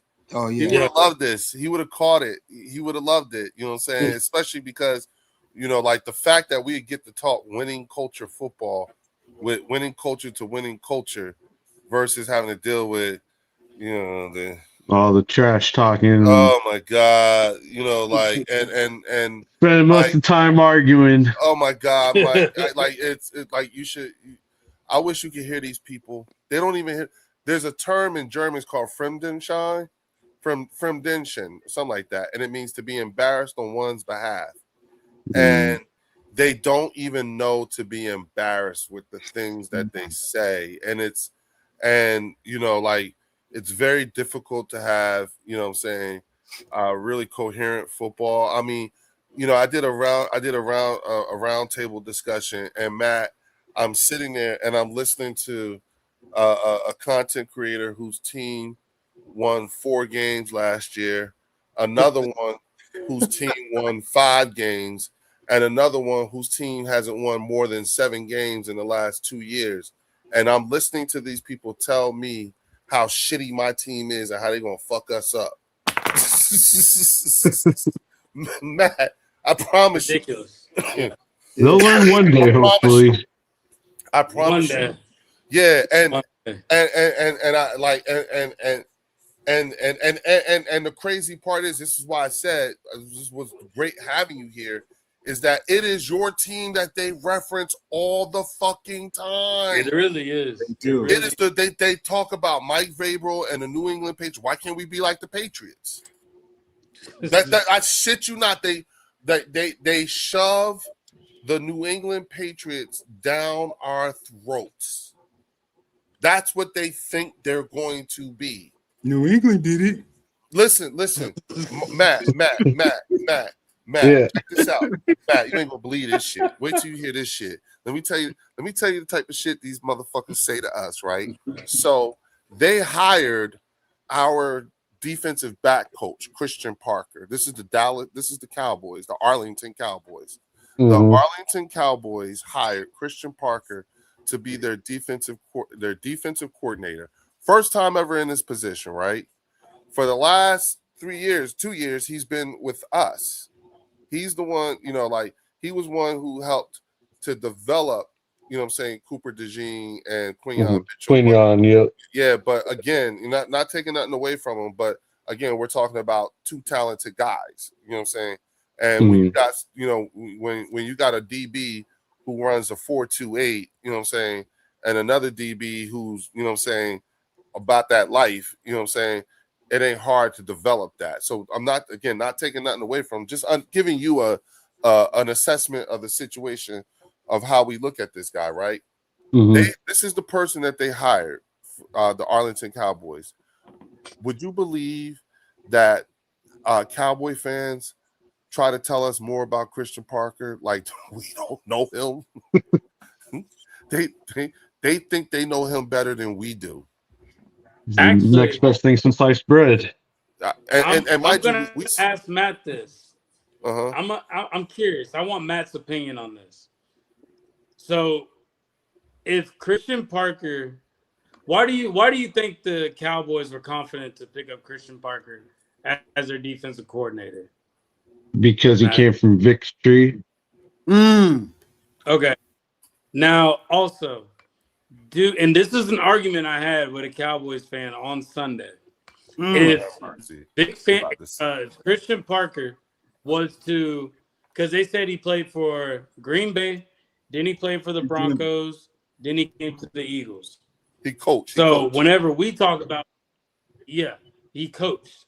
And actually, with the Green Bay, he wasn't even an actual coach here. So we got to stop.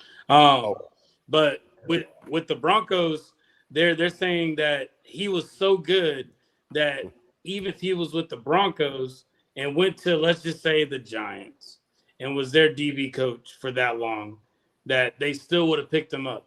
When I'm telling them, hey, it's more of what have you done lately? So they look at Christian Parker, they say, okay, you're with the Eagles, you won a Super Bowl. My thing was, I told them, if Christian Parker did not win a Super Bowl with the Eagles and have Cooper DeJean and Quinyon Mitchell, he would not be their defensive coordinator. What are your thoughts on that? Coming from another fan base, what do you think? A winning culture fan base to another winning culture fan base. I would agree. They wouldn't care if he was the Giants' defensive backs coach, and they wouldn't be saying the same thing. Because, like you said, was he Vic Fangio's top assistant? Yep. How high up he? Okay, so he was working with Vic Fangio day in and day out. I don't think he was. So he was the secondary coach with Vic. Okay. No, he wasn't the number 2. So we have Clint Hurt, our defensive line coach, who Clint Hurt and Vic Fangio are they're like this with each other. And it's said that Vic Fangio leaves, Clint Hurt is actually going to take over. But you also had Bobby Knight, who's the linebacker coach, and then you had Christian Parker, who was the defensive backs coach. So he was also the defensive pass game coordinator as well. So, my thing is, they're picking him up, and Cowboy fans are happy because of the success he had with the Eagles. But they try to turn that away and say, no, he was with the Broncos. He worked with Patrick Surtain. That how long ago was that? That was so long ago. And let's be real, Patrick Surtain would have been a beast no matter where he went. Yeah, I could have coached Patrick Surtain. Go cover that guy. And like, and like Quinyon Mitchell, I think Quinyon Mitchell would have been good wherever he went. Same thing with Coop. Right. Same thing with Coop. Again, not But taking anything from Christian really Not, Parker. like, not taking anything. No, from Chris. I get what y'all are saying. Anything away. Yeah, not taking anything away, but they don't like to give the props of what the Eagles organization did for Christian Parker. Facts. The Eagles organization got Parker a job. We got him a raise. So Yeah. They're not going to. Came from a successful franchise, and they're hoping to repeat that. Well, see, It's and something again, and they want. Like, here's the thing, Matt. This is, again, thank you. First of all, thank you, Warren, for having Matt come on. Matt, thank you, come on, because this is probably one of the more refreshing conversations that we've had. You know what I'm saying? Yeah. Especially coming off of the week we've had. Right. You see what I'm saying? And to be able to talk winning culture and competency and comparison to and everything like that, because, you know, again, you know what I'm saying? Sometimes, you know, here's the thing. I did a different NFC roundtable discussion, right? And it was somewhere in the middle of this broadcast, right? And you could see it on my face. Somewhere in the middle of the broadcast, I realized I'm talking to people whose team went 4, 5, and 7 last year. You know what I'm saying? Yeah. But for the first like 45 minutes or whatever, you could see it.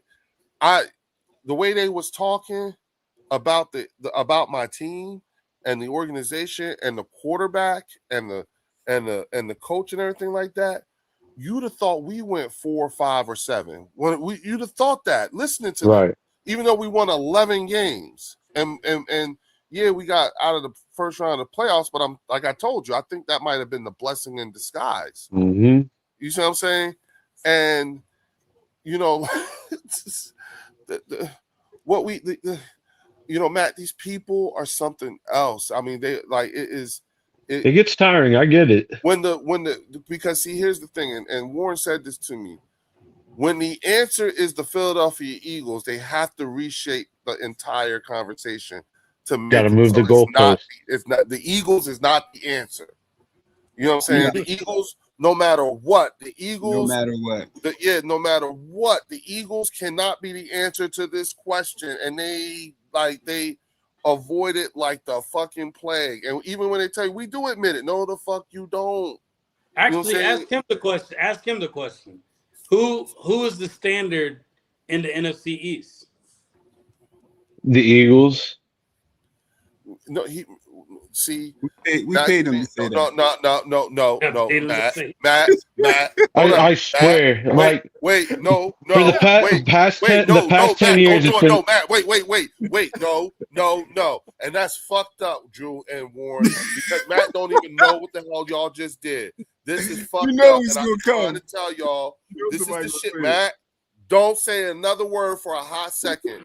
They fucking with they're not fucking with you. They using you. Nah, I get you. I gotta drop anyway. I gotta go pick up. Bye, get off. They trying to use you. And Drew do that shit. Drew run too whenever they do this shit. So this is what they doing, right? So they using you to make the rest of the NFC East mad. And what they doing is like you're about to say something that for the other teams is going to come across as arrogant. You know what I'm saying? Drew and Warren be playing bad cop, worst cop. That's what they do. And I got you. Yes, and it's real fucked up. And so you was about to do that because here's the thing. You do realize when we go back to our respective channels and you're gone, we're gonna have to hear about this whole conversation all week. We're gonna have to hear about it all week. They're gonna be mad. They ain't gonna like us no more. They ain't gonna like us even more. This is all Matt. All we was doing was talking some arrogant shit. You know what I'm saying? The Eagles and the Patriots fan base ain't that's the problem. They're too arrogant. You know, like You know what I'm saying? And they're gonna hate me more because they're gonna be like, Matt was all right, but it was that goddamn Leo and Drew and then Warren. Like that's what I'm telling you. That's the shit they got. We like they hate us. That's how bad. It's that bad, Matt. Yeah, that's crazy. Yeah, but you can relate though, right? Right, of course. Like I said, they're gonna make us the villains regardless. Let's be the villains. I was just about to ask you, could you say that again? Could you please confirm to the rest of the NFC East what type of time you are suggesting the Philadelphia Eagles fan base be on? So for everybody, because I'm gonna clip the fuck out of this, I promise you. You know what I'm saying? I'm about to be on my asshole. So to everybody listening, you know what I'm saying, out there, especially all you motherfuckers from the other teams in the NFC East, this is a New England Patriot telling you, what should we be now, Matt, again? Hey, let's be the villains. We got to get a sound thing, the bell, bing. Yeah, we need to get something. Yeah, Yes. it's a We're wrap. working on that. It's a wrap. It's a wrap. I'm gonna tell you what I'm gonna do. I'm going to unleash. I'm going to swing the big stick early. I'm going to unleash Linda Conyers. Linda Conyers, fuck them up. Tiffany Simpson, fuck them up. Logan Motorsports, fuck them up. Shardy McFroggy, fuck them up. Spiritual Family, fuck them up. You know what I'm saying? Sorry, everybody else from the Bird section. You know what I'm saying? Who's the because Matt, we have a lot of non-Eagle members on our page, and they keep us. And I love them because the number one rule on the Bird section is when your team is up, you can't say nothing. You know what I'm saying? And I have 0 moderators, so no one can silence anyone else. You know what I'm saying? Like I can't see the chat, but if I was in the chat right now, I could tell you right now, if you can see the chat, I promise you the chat is a vibe all by itself. You know what I'm saying? Because I'm not the host tonight. Normally I host. Oh yeah, it is. Yeah. It's the chat going nuts, ain't it? So I promise you. You know what I'm saying? Yeah. I don't even have the chat on tonight for me because I'm not the host. But I'm just saying the chat itself is a whole vibe for the Bird section. You know what I'm saying? Because we got people like D-Cuz, Worley, Nat, you know, San Francisco Cowboys fans. We got all kinds of fans, and they talk they shit. They talk the biggest shit. You know, Chris Dooley, Commanders fan. You know what I'm saying? We got 49. We got a motherfucking Cleveland Brown fan and a Detroit Lions fan. There's a Detroit Lions fan who's an elder on the Bird section. Young as hell too. Yup, young as hell. But he's an actual elder on the Bird section. His name's Theo. That's the type of shit we got going. That's the vibe. Theo. And the chat is a vibe all by itself. So I don't even have to be in the chat. That's why I don't have it on. But I could tell you, I'm sure they probably been going the fuck off all night. And then you got the actual panelists and everything. So this visit and you talking to us and us having this conversation, you got to understand the other 3 members of the NFC East can't even they can't even have a seat at this table.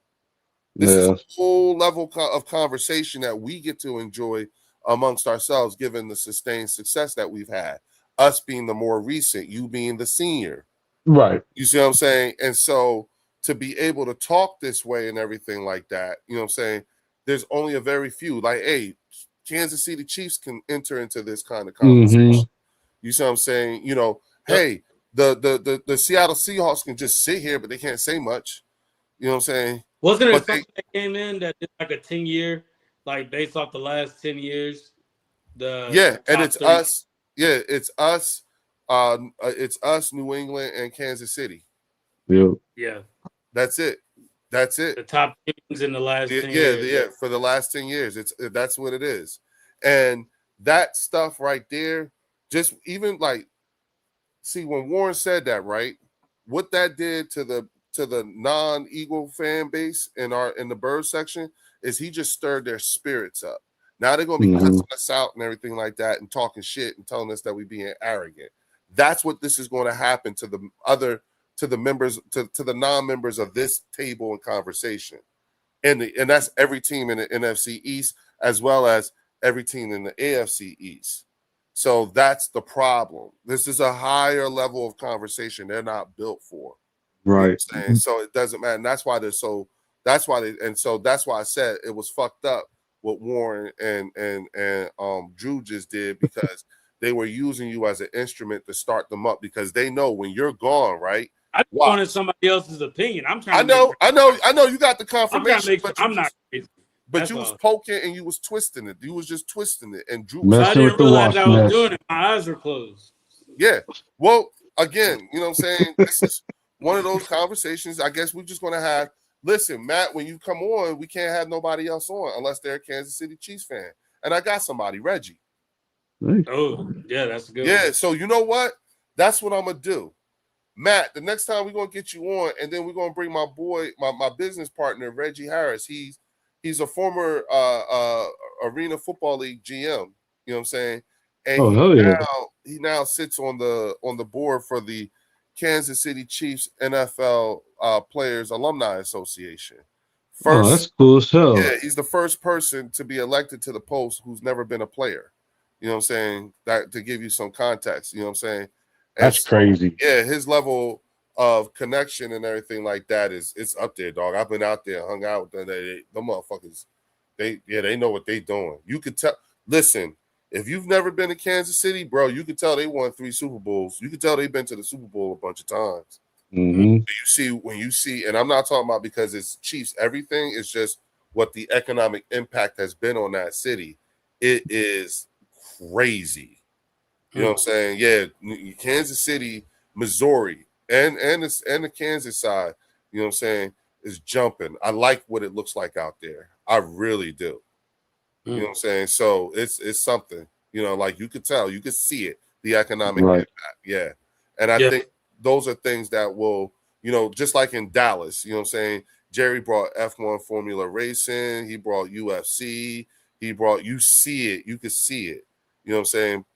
And, you know, again, but when it comes to sustained success on the NFL football field, so everybody y'all heard, you know what I'm saying, take on the villain thing. Matt just unleashed. Everybody I just named and the ones I didn't, y'all know who y'all are. Go get them. Get them. Well, with that being said, we about to get up out of here, but we got to do some close. Matt, I'm gonna let you start it off. Any closing take before you get up out of here? No, like I said, I'm excited. Catch up, practice tomorrow. Hopefully, everyone stays healthy, and we get some good clips out of it. Facts. Yeah, and appreciate you coming on too. Leo, thank y'all for having me. Leo, what you got for everybody? Hey, again, you know, like I don't think we're seeing a whole lot of the actual offense. I think what our focus should be is just on a player evaluation and competent football. That's what we need to see, and also competent coaching, efficient coaching. You know what I'm saying? You know, they're not going to have it's not going to be all good plays, but we just need to see, you know, like what these guys look like. Again, like Matt said earlier, it's a measuring thing, but of the players. So I don't care about the results of the game itself. I just care about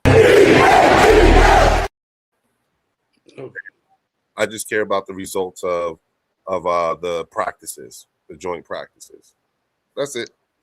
Facts. Well, hey, it was good having y'all on here. Appreciate y'all coming in. Don't forget to hit that like and subscribe button on your way out. And hey, it's the Eagles Collective. We out. Oh.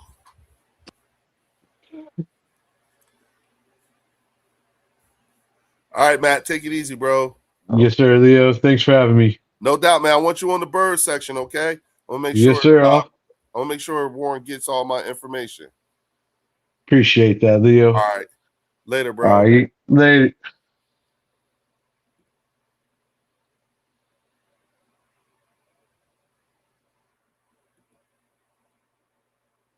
Oh, man, he did not end the stream. Okay, y'all, I'm going to try to figure out how to end the stream here.